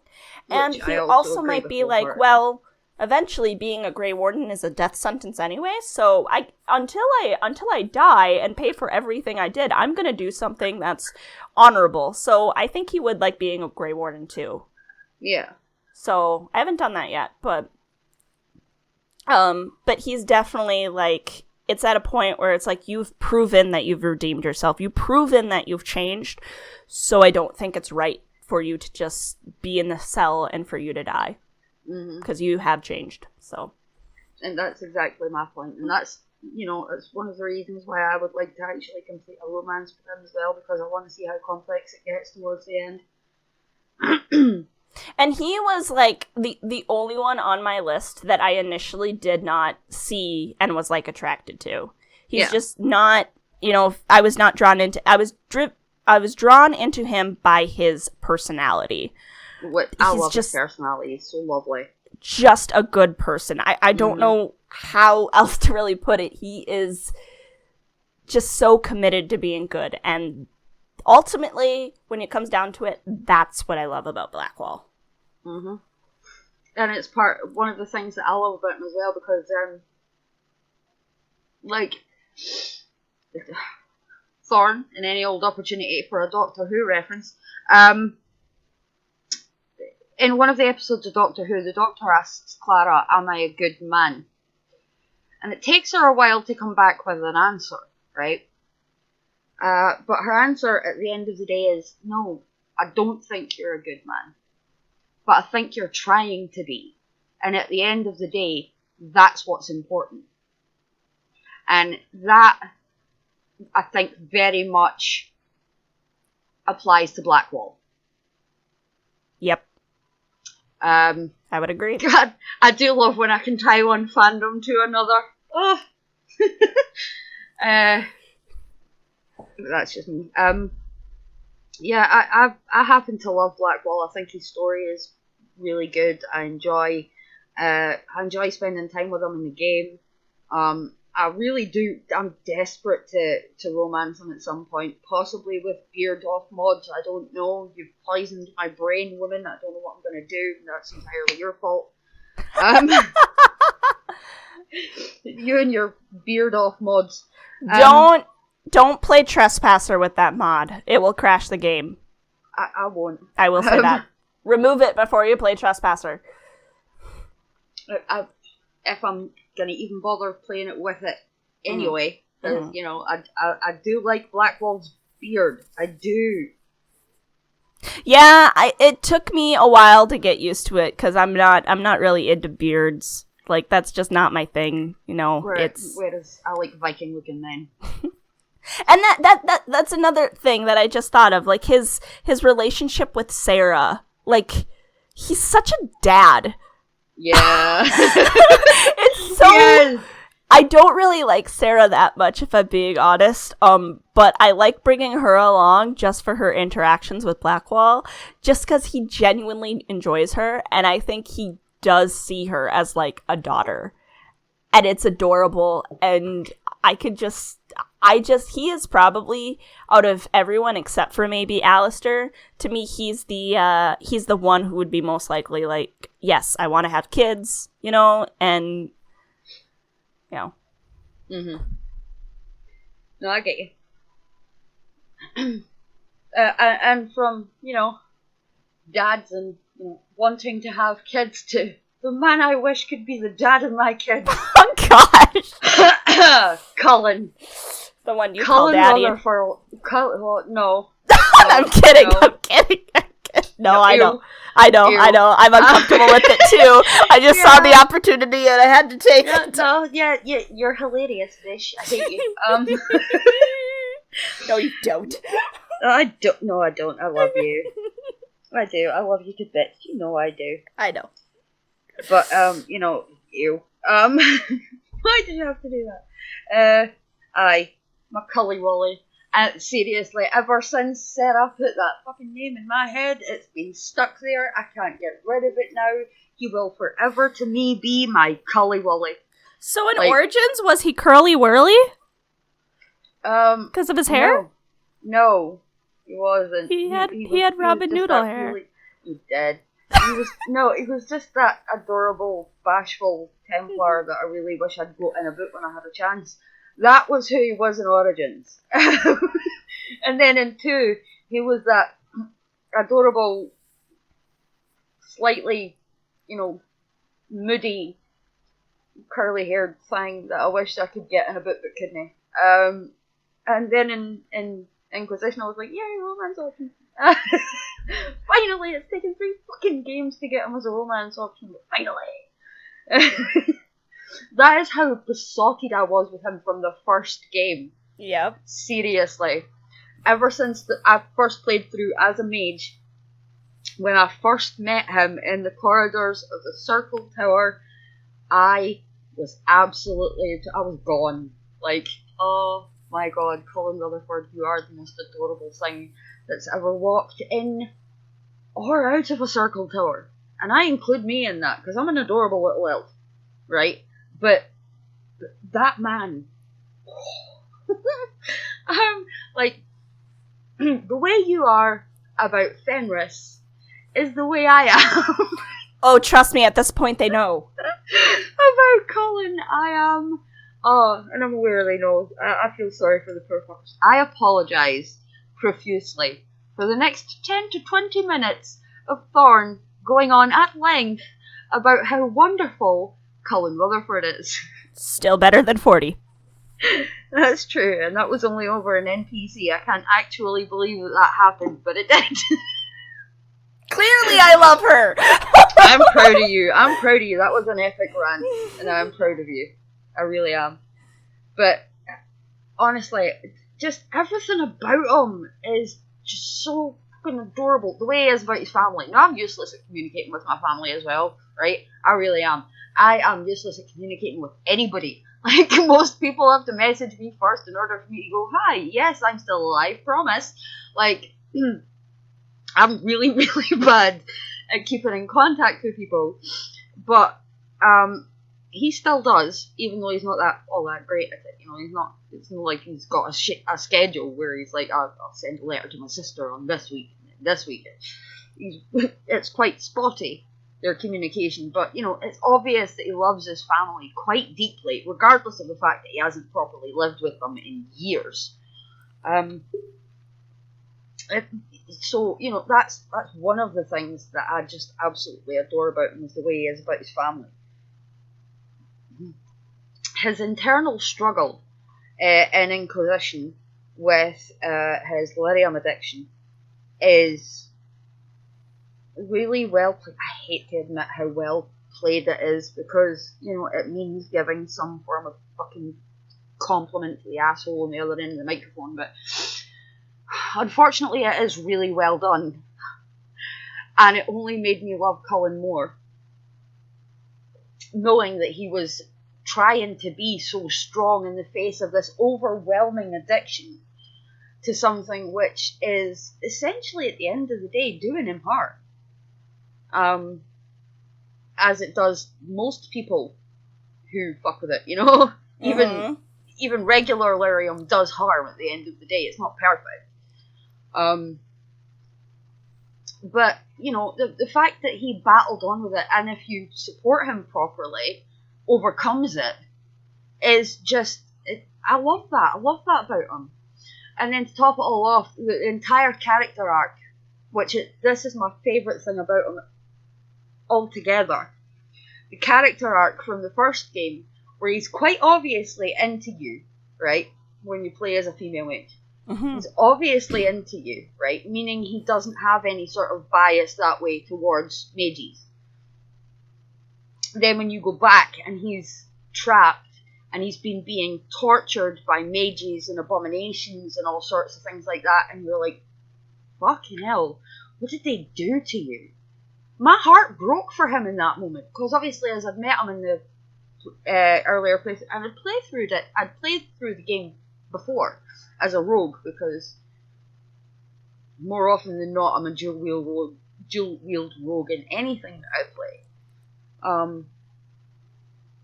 I'd met him in the Circle Tower the first time as a rogue, and I've just sort of brushed it off. But when I actually met him, when I did my mage playthrough, I sort of felt more connected with him. Obviously because I'd met him before the thing where I saw that he was driven mad. And it genuinely broke my heart seeing the state he was in when I was playing through Origins as a mage and I saw him behind that barrier. It really did. I genuinely sort of made a little sniffly sob noise to myself the first time I played it, because I was like, oh my god, they've broke his brain. What have you done to him, you horrible people? So the progression from that into Dragon Age 2, where he's in Kirkwall and he's kind of anti-mage. I mean, not completely, but he's a bit anti-mage. He's a lot more suspicious of them than he was when he first joined the Circle. And obviously, fucking Meredith feeds into that, the horrible bitch, and I hate her because she made him worse. Especially the kind of things that she made him do. She fed into his confirmation bias, and it again further broke my heart, because as somebody who in 2 you play as, at the very least, a sibling of a mage, and if not a mage yourself, right? So for you to see someone who you probably at least respect from the first game being so vehemently anti-mage, not aggressively so, but to the point where the level of suspicion is so high that they're sort of always double checking everything, where it's quite obvious that she's ramped up his paranoia. That's heartbreaking to see. It's not nice to see that it's continued on from the first game, that he's still got this, you know, it's almost dug in distrust of mages that wasn't there before. And it really is a genuine shame. I think as you get through 2, he starts to come round a bit more to what you're saying, a bit like Fenris. You know, I was thinking he has a similar journey to Fenris. Yeah, throughout 2 he definitely does. He starts to more come around to what you're saying, and he starts to listen to you more and sort of understand that, yeah, not all mages are actually like this, and my experience was a one-off and this, that, and the next thing. And then, of course, the whole thing happens with the Chantry, and I worried, my concern, and I'm playing through Dragon Age 2, romancing Anders at this point, right? And I'm playing through this game, my main concern when he blows up that Chantry is Cullen okay? And what's Cullen gonna think about this?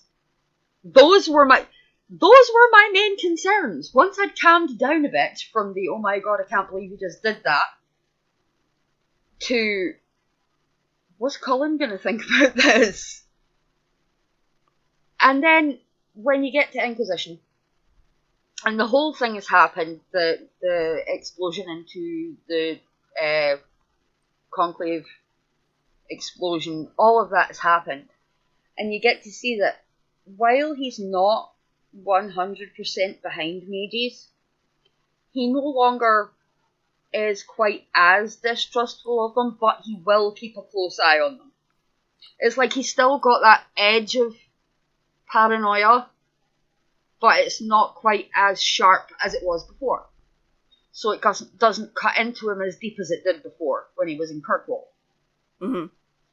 So seeing that complete character arc from game 1 to game 3, to where he's sort of almost come full circle, to where he's back to trusting mages again, and I'm hoping by the end of Inquisition that was kind of where he got to. Like, I will find out when it comes to that, when I finally actually get through with Trespasser, and I get to marry the love of my life. And get a dog! Yes! Doggy! Yeah, because I'm going to do it as a mage. Yeah. Why not? Because I would love to see it come full circle to the point where he's like, he was in love with a female mage in the first game, but got fucked over by mages. He's had to struggle through the way he felt about mages ever since, and now he's in love with a mage again. You know, I kind of want to see that act, but that's just me, because I'm she of the warm and fuzzies inside, and I want that. Like, give me all of the warm and fuzzies inside, please, Cully Willy, that's your job. So, I want to see it come the whole way around, the full circle, and to see him final, because that's another character that I just feel has genuinely never been fully happy since the first game. Like, he seemed happy, if slightly deluded, but happy in the Chantry, not in the Chantry, in the circle, in the first game, before all of that happened, right? And that fucked with his head, so big style. I mean, he was quiet, but he seemed relatively happy. I guess I didn't quite see him as happy. But, I mean, that was my own personal thing. I will say this. I would say he was more content with his lot than truly happy. But, I think he accepted it. Yeah. He accepted it. I wouldn't say content. I'd say accepted it. And tried to make the best of it that he could. Aye, well, at the end of the day, again, yet we compare another character to me. In life, I am very much someone who believes you play the game with the cards you're dealt. You play with the hand you're dealt, and you just make the best of whichever situation you've been put in. That's the way I've always had to look at life, because I've been put in some pretty shitty situations. And I'd be inclined to say that he probably has a pretty similar outlook on life. Yeah. You make the best of whatever situation you're in. And I think that's what got him into the Inquisition. That was the best of the situation he was in at the time. Yeah. I will say this, at the end of Trespasser, when you do marry him, I would say he seems to be like he's finally reached that happiness he's been looking for so long. It really does seem like, and that's part of why before I've said I think his story is over, because he's got his happy ending. So Yeah.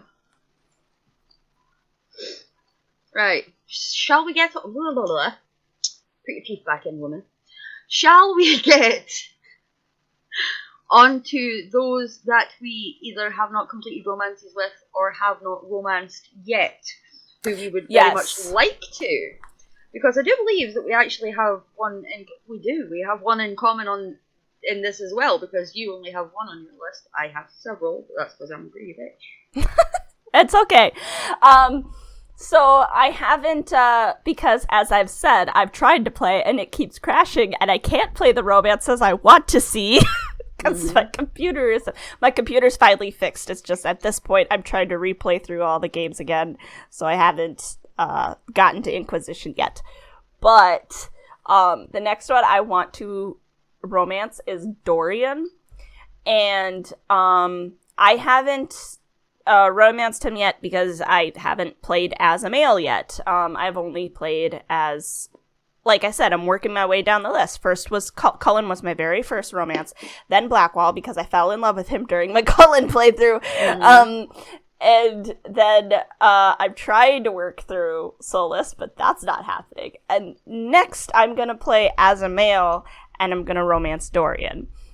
And I instantly loved Dorian the first time I played, and I just I mentioned this before in previous episode, but I just love that he is willing to accept that the country that he grew up in, that he was raised in, whom he was like, oh yeah, not everything's great and my family life kind of sucks, but you know, we have this is amazing about Tevinter and this is amazing and we have this, that he is just willing to do the research that Tevinter's not that great and it's very oppressive and there's a lot of evil that happens there. And he is willing to accept, oh yeah, we are doing this stuff. We need to change. This is bad. So he is willing to accept that, research that, and also try to work to change that. And he is almost taking responsibility, even though it's not him that's doing it. He's taking responsibility for the fact that Tevinter has committed many, many, many atrocities. Yeah. And I just love that. Like, he is definitely someone who's all about, okay, yeah, this is a bad thing. And he's about accountability.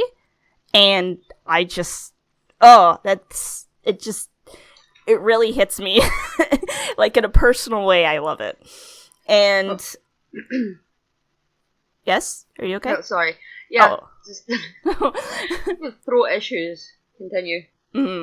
And, he is, like, willing to just understand that the environment he grew up in was not great, you know, aside from the stuff he already knows was not great. I mean, you know, the whole history with his father and stuff, of course, he knew, you know, his father should not be treating him that way, and he should let him be with whoever he wants to be with.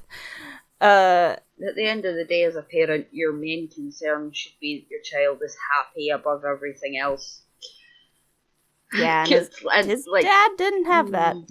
No, and that's why I've never really been able to like his dad. I don't know anyone who does.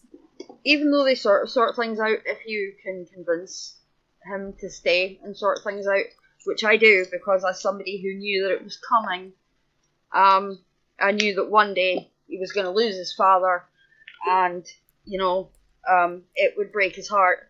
So, as somebody who knew that was coming for her, I kind of wanted him to sort that shit out for himself, so that he would never end up in a bad situation where, you know, he lost his dad and he was like, I never got to sort things out with him. Yeah. It's a horrible situation for anybody to be in, but you know at the end of the day that your parents are more than likely going to go before you do. Right? Yeah. And you don't want to leave it in a bad way. But well, and even then, because I always try to repair stuff with them too. In the end, it does feel like there's still some, like, their relationship still isn't great. Like, that kind of pain and that kind of, like, just horrible. I mean, how do you go about and have a good relationship with a parent who tried to change a huge part of who you are fundamentally through tried blood to change magic. who you are as a person. Yeah. Yeah, through massive hypocrisy, because remember, Dorian said that one of the things that his dad said was that he hated blood magic and you shouldn't do blood magic, and blood magic was forbidden and it was something that should be avoided at all costs, and it led to evil and all this, that, and the next thing. But when it was convenient to him, all of a sudden it was a worthwhile tool to use. Yep. And I personally found that massively hypocritical. Mm-hmm. I mean, I'm not big on blood magic myself, right? But at the end of the day, I'm kind of a solace on this. At the end of the day, used properly, it's just magic. But the problem is that it's such a powerful form of magic that people often get swallowed up in the power of it all and end up going power crazy. Mm-hmm. That's where you end up with abominations and stuff. Because people have just went, and lost their collective minds over the idea of having this much power because of blood magic. Mm-hmm. And it's, and honestly, I wouldn't fault anyone who decided that they didn't want Dorian to talk things over with his father. I would get it. Like, it's, yeah. And maybe he doesn't even deserve that. Maybe I'm giving him more than he actually deserves when I choose to do that. I think we are. Yeah. But we're not doing it for him. We're doing it for Dorian. And exactly. that I think is the main point behind and the main motivator behind making the decision to try and help them make up is the fact that we're not doing it for his dad or for the rest of his family. We're doing it for Dorian. And for the sake of his well-being and mental well-being in the future. Mm-hmm. I mean, even if they never managed to completely sort things out, at least he could say he had tried, That's and true. That to me was the most important thing. If he just walked away that day, then he couldn't have said that he'd at least tried to sort things out with his father, and tried to make him see things from his perspective. And I think while things never seemed to be completely okay with them, his dad did seem to at least sort of see where he was coming from more and be less on him all the time. Mm-hmm. It certainly seemed to have died down a lot. Which I think, given how, I don't know, it sounds like Tevinter's very anti-LGBT in general.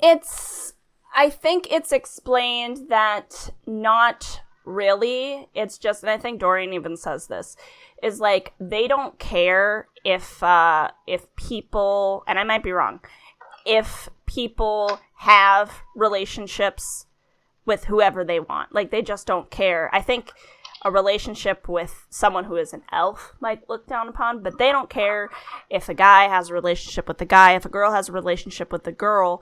It's in powerful families. Like Dorian's father is a great magister, and because he wants this bloodline to keep going, like, they want to spread the quote-unquote powerful bloodline. They want to keep it going. It has to do with breeding and having children. And that's why his father has an issue with it, is because he wants him to marry a woman so they can have kids. It's about kids because of where their position is. Yeah. But it's still wrong. It's still awful. And I guess when you get down to it, because it has to do with kids, it is anti-LGBT for certain groups. And that's disgusting, and it's horrible, and it's vile, and just every sort of use of the term. Like, whoever you are, whatever position you are, just ultimately you should be able to be with whoever you want to be with, and that's it. End of story. Yeah. Well, the reason... remember, it's not just Dorian that makes me say that. The reason I say that also is because of Krem. Now, if you remember the way Krem was treated, the very incident in which Krem meets the Iron Bull, in fact, what was actually happening was that people were attacking Krem because of who he is, or what he is, more specifically. And he was about to be raped in the middle of a tavern floor. And that's when Iron Bull saved him. And as someone who is trans, that seems to have come from the fact that he's a trans man. And not necessarily from anything else. Which is really, which leads... Where are my teeth disappearing to right now? Seriously, get back in my mouth and behave.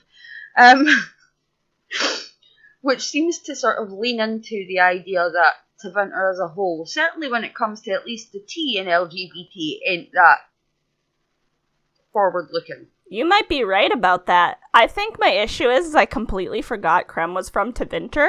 Yeah. How can you forget about that? He spends half of the game getting ribbed about it by the Iron Bull. I don't know. How could, like, I know I have a bit of a, well, I'll say a soft spot. It's a hell of a warm spot for the Iron Bull, in all honesty. I love that Kunari. That's a very handsome horned man there. He's actually one of my favourite non-completed romances that I really want to complete so badly. Like, God, I love him. He's brilliant. Perhaps once I've actually completed the romance, Cullen might have lost his place, but I doubt it. I don't see that happening. I don't know if that's possible. Either. Me either. I'm just thinking about it going, no, that's never going to happen. I feel like the Doctor walking past a fez, never going to happen. But yeah, I love the Iron Bull. It's very, very, very handsome Canary. With a very nice voice. I also want to date Dorian as well. I've never completed my playthrough romancing him either, which is quite upsetting. This is what happens when one of your PlayStations just goes, nope, I'm not playing this game. Well, and the other thing is like, I think it really says something that I already consider him to be one of my top romances, even though I haven't played him yet. Because there are definitely things that I don't know about and haven't seen because I haven't romanced him. Mm-hmm. But just in general, like, I don't want to say he's the only one that really feels like a friend, because that's not true. Like, I would say that there are others definitely feels like a friend. I would say if you're not romancing people in Inquisition, if you're just becoming really good friends with them, Inquisition seems to have more of like these people actually feel like your friends than any of the other games. Mm-hmm. And possible, at least to me, it's possible people feel differently and stuff and all that, but I completely get what you're saying. They just seem like they click more. They enjoy being around each other more for the most part. Obviously, just look at the card scene. I don't think Vivian actually likes being around any of them. So there are some people that I don't feel that way at all. But but like, I've had that with Josephine when I played, where it felt like my Inquisitor and Josephine were actually really good friends. Yeah. They seem to sort of set up that Leliana and Josephine are like best friends. If you read their letters to each other back and forth, it definitely seems that way, and it's so cute. Like, I love friendship relationships. It's adorable. I love it. It's so well written. And I guess the same goes with Dorian. If you don't romance him, and I become his best friend like every single time. Oh, me too. He might be, I'm not sure about this. I may totally be wrong. But it's the only one I remember, who will straight up address you as his friend, or I think even his closest friend. And let me tell you, when he called me that, I was like, oh my gosh, I'm so happy you're out. I just want to hang out with you, and I just want to talk all day, and I want to make s'mores. Like, you're my best friend. I love you so much. Like, it's so sweet. I think just in general, that deep relationship, that deep connection. just with him just meant so much to me. And because of that, I'm excited for what the relationship is going to be like when I finally do romance him. What it's going to be like. And that's the thing, that he's already in my top romances. I haven't even romanced him yet. Because I suspect that relationship is going to be so deep and meaningful, and it's just great. I love it. Well, I've gotten as far as the bedroom scene. He's great. Like, he's just... I just know that when I do actually do the playthrough where I romance Dorian properly and I actually complete it, it's going to be great. It has to be. Because Dorian's just amazing. I'm absolutely, like, in love with him completely. He's just amazing. Seriously. Just wonderful all round in general. But, you know, as a romanceable character, he's got so much depth and character to himself. He's just so much fun to be around as well. He's just amazing. And one of my favourite things actually about Dragon Age Inquisition was the ability that you got with certain members of your, like, troop to actually do friend-like activities. Like, you could go and have a drink with Dorian. You could play tricks on people with Sarah. That's true! Like, I loved that so much. Going for drinks with Dorian, I think, is how I spent a solid 3 hours one day. Just playing the game. Would be like, walking away, go do something, come back. Drinks, Dorian? Yes, that's what we shall do. Yes, drinks. Like, constantly, for as long as it was able to, like, as long as I could get away with it before the thing stopped working anymore, because I'd obviously done it all of the times that I could. But anyway. But yeah, like, playing the pranks on people with Sarah is so much fun. It's, like, if you do them all, it's just hilarious. That's kind of why, that's why Sarah, even, right, I am the elfiest of elfie elves, right? I am the elfiest of elfie elves, and on my list of desperate to romances is the least elfiest elf on the face of the planet. Sarah. I want to romance Sarah. I really do. I'm not sure how. I want to romance her as an elf, which is really difficult. It's not impossible, but it's difficult, right? But I want to romance her as an elf, right? I want to see if you can sort of make her change her mind about elves a little bit. You know? Be sort of a little less like, oh, you're all stuck in the mud, fucking up yourselves, head 5,000 years ago in the past kind of people, you know? I really want to do that. I really want to show her that they're not all stuck in a tree with their hand up their butt, just fucking wondering how to hunt the next deer or whatever, you know? They're not all wooden in the head, like she seems to think. And it would be nice to be able to show her that. And plus, she's a really fun character. Like, I love Sarah to bits. I don't understand why so many people hate her. I've seen so much hate for Sarah in the past, like, and I don't understand it at all, because she is just so much fun. Yes, she's immature, but aren't we all sometimes? Don't we all love a fart joke once in a while? Who are we kidding if we're saying that we don't? Okay. Well, I don't, so... Yeah, well, I genuinely don't, so... apparently I'm in a minority then, but... No, I get what you mean. I get what you mean. I think most of my feelings toward... I have reasons for not liking her. I will never, ever, ever tell someone they can't like her. I will never, ever hate on people for not liking them. But I know. Most of my reasons... I have, like, some reasons based on stuff that she's said or whatever that I just in general don't like. But my biggest reason for not liking her has to come down to, like, just personally, like, she is someone who would give me great anxiety, and I have an anxiety disorder, like, pretty badly, and being around someone like her, because she's like, oh, you know, I'm just gonna do whatever I want, I'm gonna play pranks on people, I'm gonna, like, you know, upset people, I'm gonna go and cause chaos and stuff. I do not like chaos. It gives me so much anxiety, and that's why I don't like her, because she gives me anxiety. I can't handle her because she's chaotic. I don't know if I mentioned this, right? But there was a discussion recently. In Mhm. fact, it was the day of my mum's funeral. We were talking about who our patron gods are. Yeah. All of my family are Norse pagan. All of my Yeah. family are Norse pagan. And my father and several, like 2 or 3 of my brothers, all follow Odin.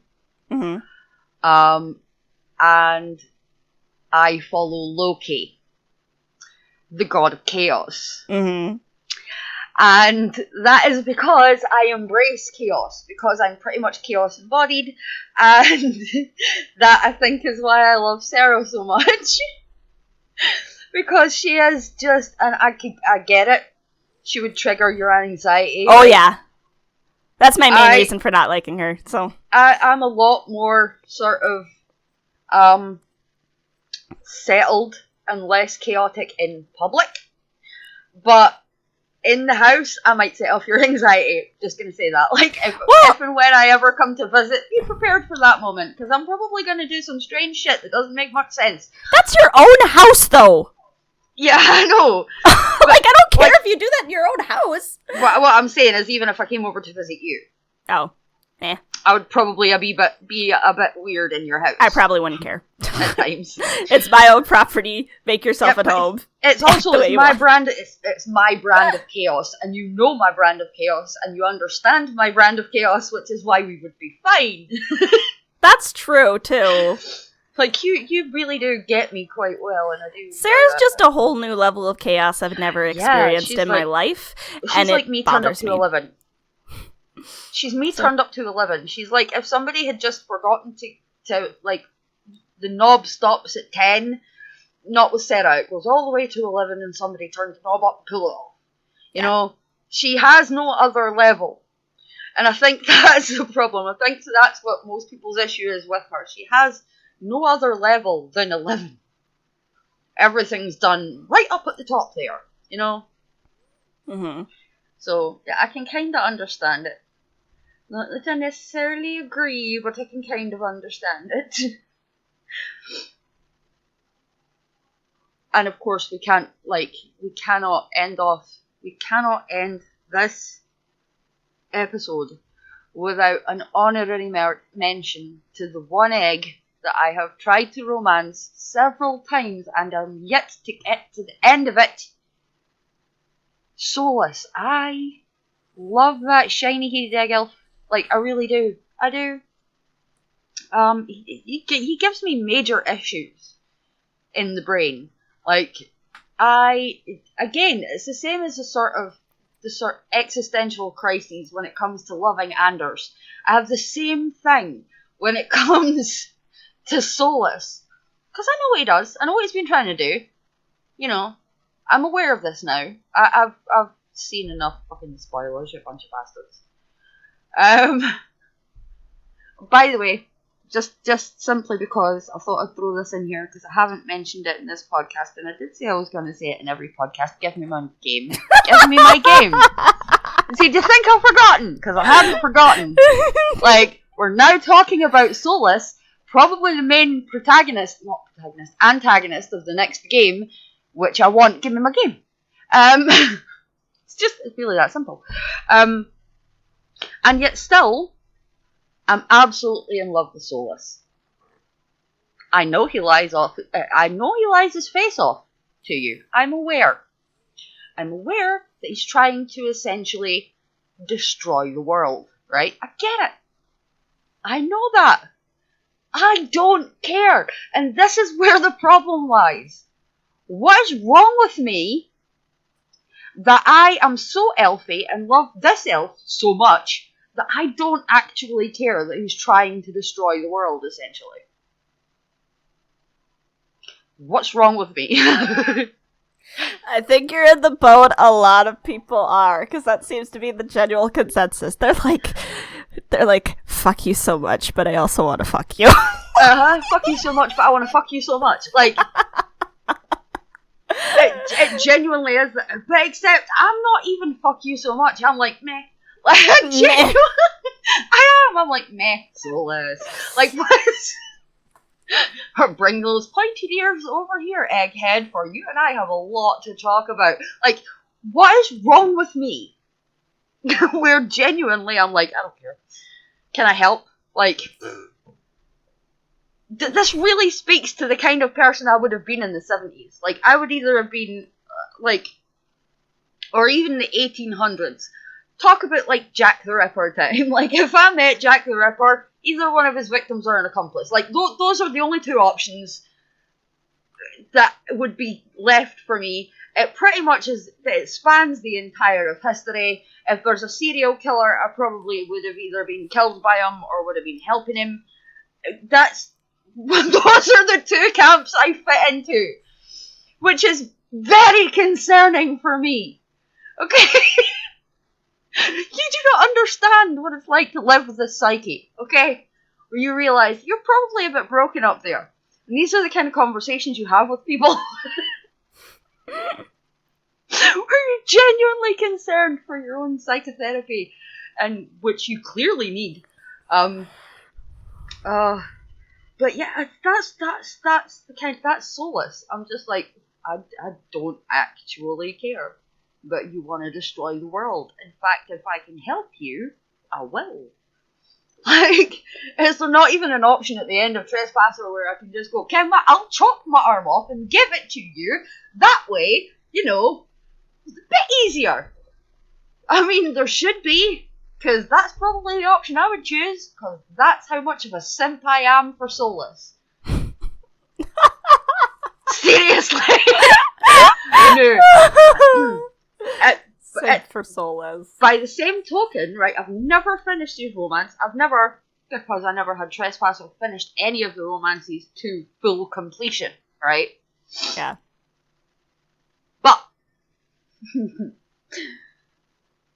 if there was one character in Inquisition that could pinch me away from Cullen for longer than one playthrough, it would be Solus. He's probably the only one, but he's there. Because there is something about his personality throughout the entire game. I just love him. Absolutely love him. Because, yes, he's lying to you about his intention, but he doesn't seem to be lying about anything else. I mean, he fundamentally lies about where he's from and who he is. But you kind of would have to in that situation. So I can kind of get it, And yes, he's lying to you about what he wants to do. But, again, I'm going to say it. Anders did it for the whole Dragon Age 2. But for some reason, he doesn't seem to be lying about anything else. The things he's experienced, the way he feels about certain things, they all seem to be genuine. Actually how he feels about this stuff. Mm-hmm. Like when he says the elves are misguided. At first when I heard him saying that, I felt kind of offended.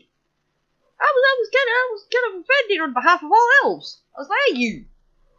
Clearly you've not been staying with our lot for quite a while. What the fuck is your issue? But after a while listening to him, I was actually like, he has a point. Maybe you could teach them to be better. So even my conversations when I would talk to him throughout different plays would change. Because my attitude towards him changed. Do you know what I mean? Yeah.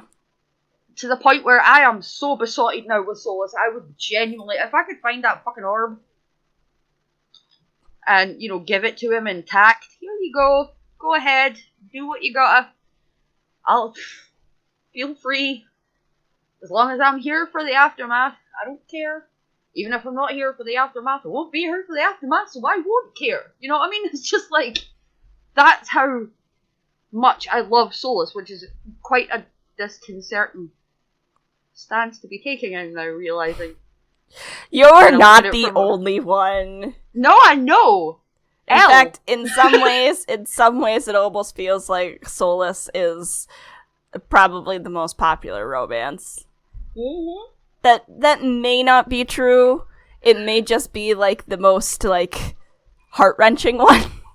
But it feels like that sometimes. I do wonder if perhaps the reason why he is such a loved romance is because of how tragic it is at the end. Because it's pretty damn tragic, you know? Especially considering you invest your character. When you listen to the dialogue she speaks with Solus, you can tell that this character has invested so much of herself into this relationship with this man. She's in love with him. Full on, head over heels in love with him, right? Which is how I play it every single time, because that's what I am. Is Solus the only one that, like, straight up leaves you and doesn't come back? I mean, like, I know, sure right now, actually. I know if you haven't, like, fully invested in Isabella, she won't come back, but she still has the possibility of coming back. Yeah. I'm just wondering if Solus is the only one that absolutely will not come back. I am unsure about that one. It's something that we're going to have to That's test, something we'll have to look up. Because I don't... The other thing is I don't know all of the other romances either. I have to look.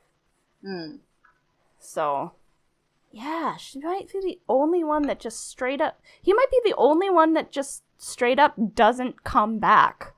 Yeah. And you don't have... Oh, weird. I'll have to look at that. And you know something? That says something, because it looks like you're going to spend most of the next game chasing the motherfucker anyway, so, like, the other ones disappear and come back, you don't have to chase after them. This one gets an entire game dedicated to chasing his ass. Like, not that I am in any way, shape, or form complaining, that's an ass I'd chase across Thedas. Clear across Thedas. So, you know, I think I've made my stance perfectly clear. Didn't you have one more? I'm not sure I did. No, I've mentioned everybody. You didn't mention Isabella. I did. You? I mentioned it earlier when we were talking about Fenris. Oh, I don't know where my brain is then, but okay.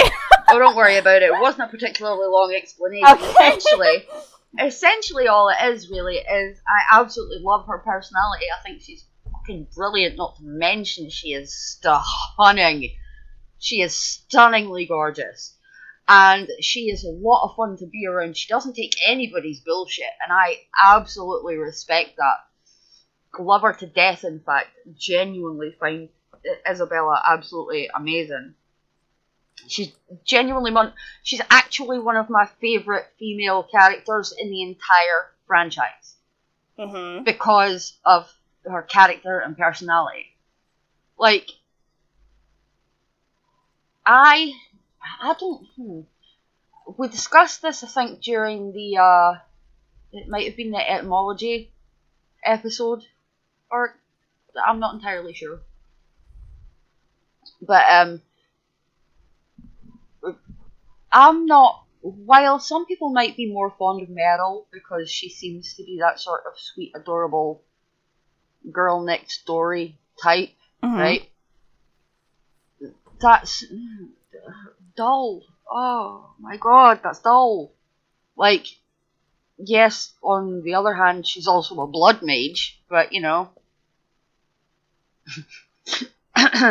There's exciting, and then there's, oh my god, put down that demon. And Meryl's most definitely, oh my god, put down that demon. Well, please, let's be honest here.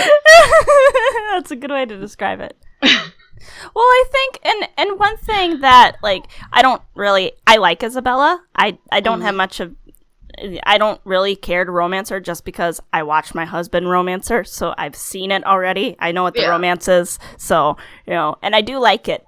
But I do like that she kind of has the same thing as Zevron, where she comes off as, like, only caring about sex and stuff, but that also isn't true. Like, her friendship with Meryl is just so cute, and, like... Yeah, as... She may, you know... she may teach her, like, the dirty joke and stuff and all that, but I don't think it's, like, to quote-unquote corrupt her, or for lack of... Not corrupting her. I think she's trying to make her aware, and also... Meryl has said before that she wants to understand dirty jokes. Like, she wants to, you know, and she's trying to genuinely help her. I don't think it's out of you know, you have to experience this. I think it's that, okay, I'm going to help you. I can help you, you know.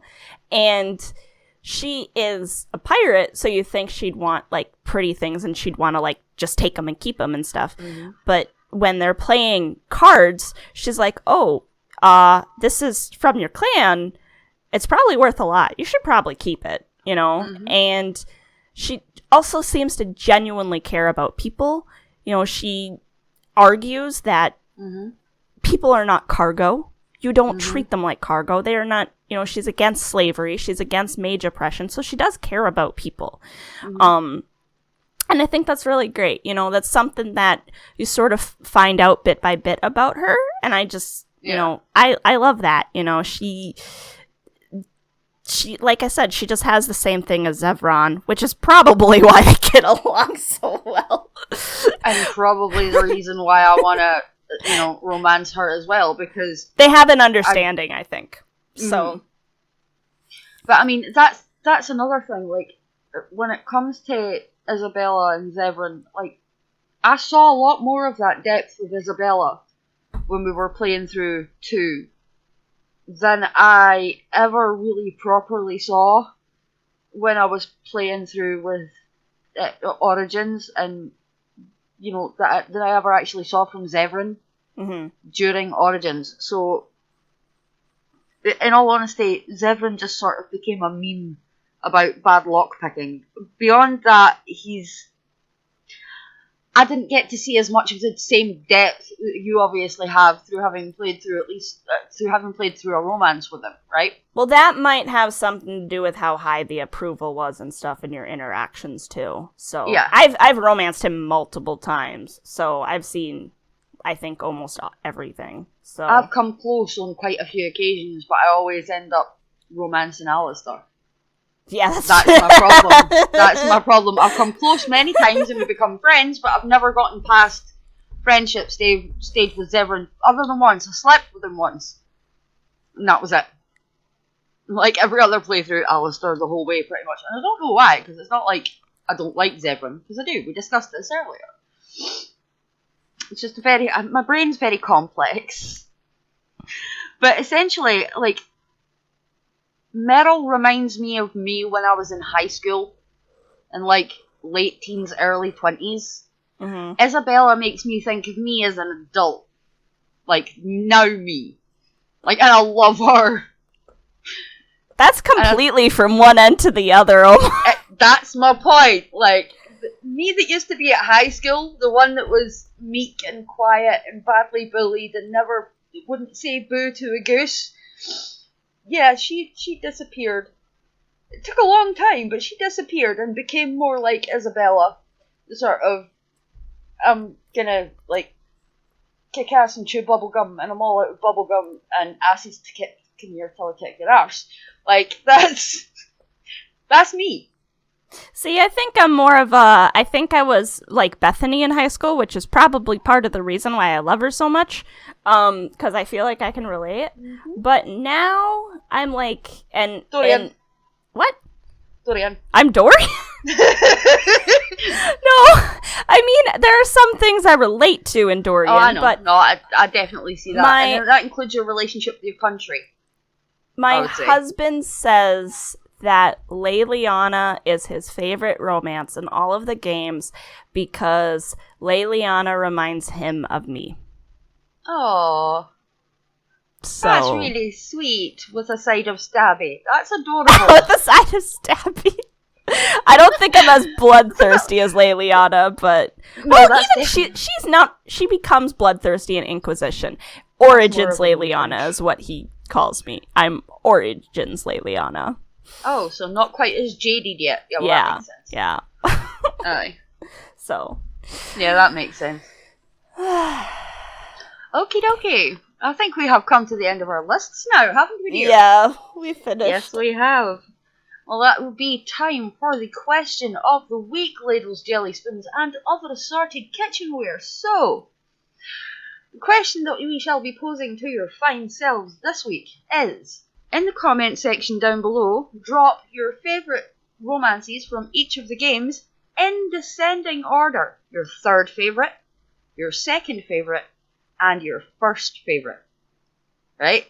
Doesn't matter which doesn't matter which games they're from, where it comes from. Just let us know which of your Dragon Age romances third to first. And I also want to announce that we are now officially on Apple Podcasts, Google Podcasts, Spotify, and other podcast platforms. Anywhere your fine ears can hear a podcast, we likely are. Which is insane to me. Like, seriously. This is absolutely insane to me. If you also think that it's insane that we're on podcast platforms just about everywhere, you can leave that in the comment section as well. Oh my gosh. Because believe me, I need some confirmation here that I'm not the only one who feels like I'm losing my mind right now, that this is a thing that's genuinely happening. Thank you all so much for joining us for this conversation. If you stayed to the end, you're a legend. If you've enjoyed yourselves, make sure to smack that like button with a quick stone fist, and if you didn't, well then, may the Dread Wolf take you. We do hope you'll join us again, and if you want to make sure you can, please do subscribe and hit the bell icon to make sure you never miss our uploads. We hope you have a fantastic week ahead, and with all the blessings of Andraste and the Maker. And the light of Elgarnan and Mithal to guide your way, may Siles keep your Aravel warm and full. We'll see you next time we journey to the left of the Fade. Goodbye. Goodbye.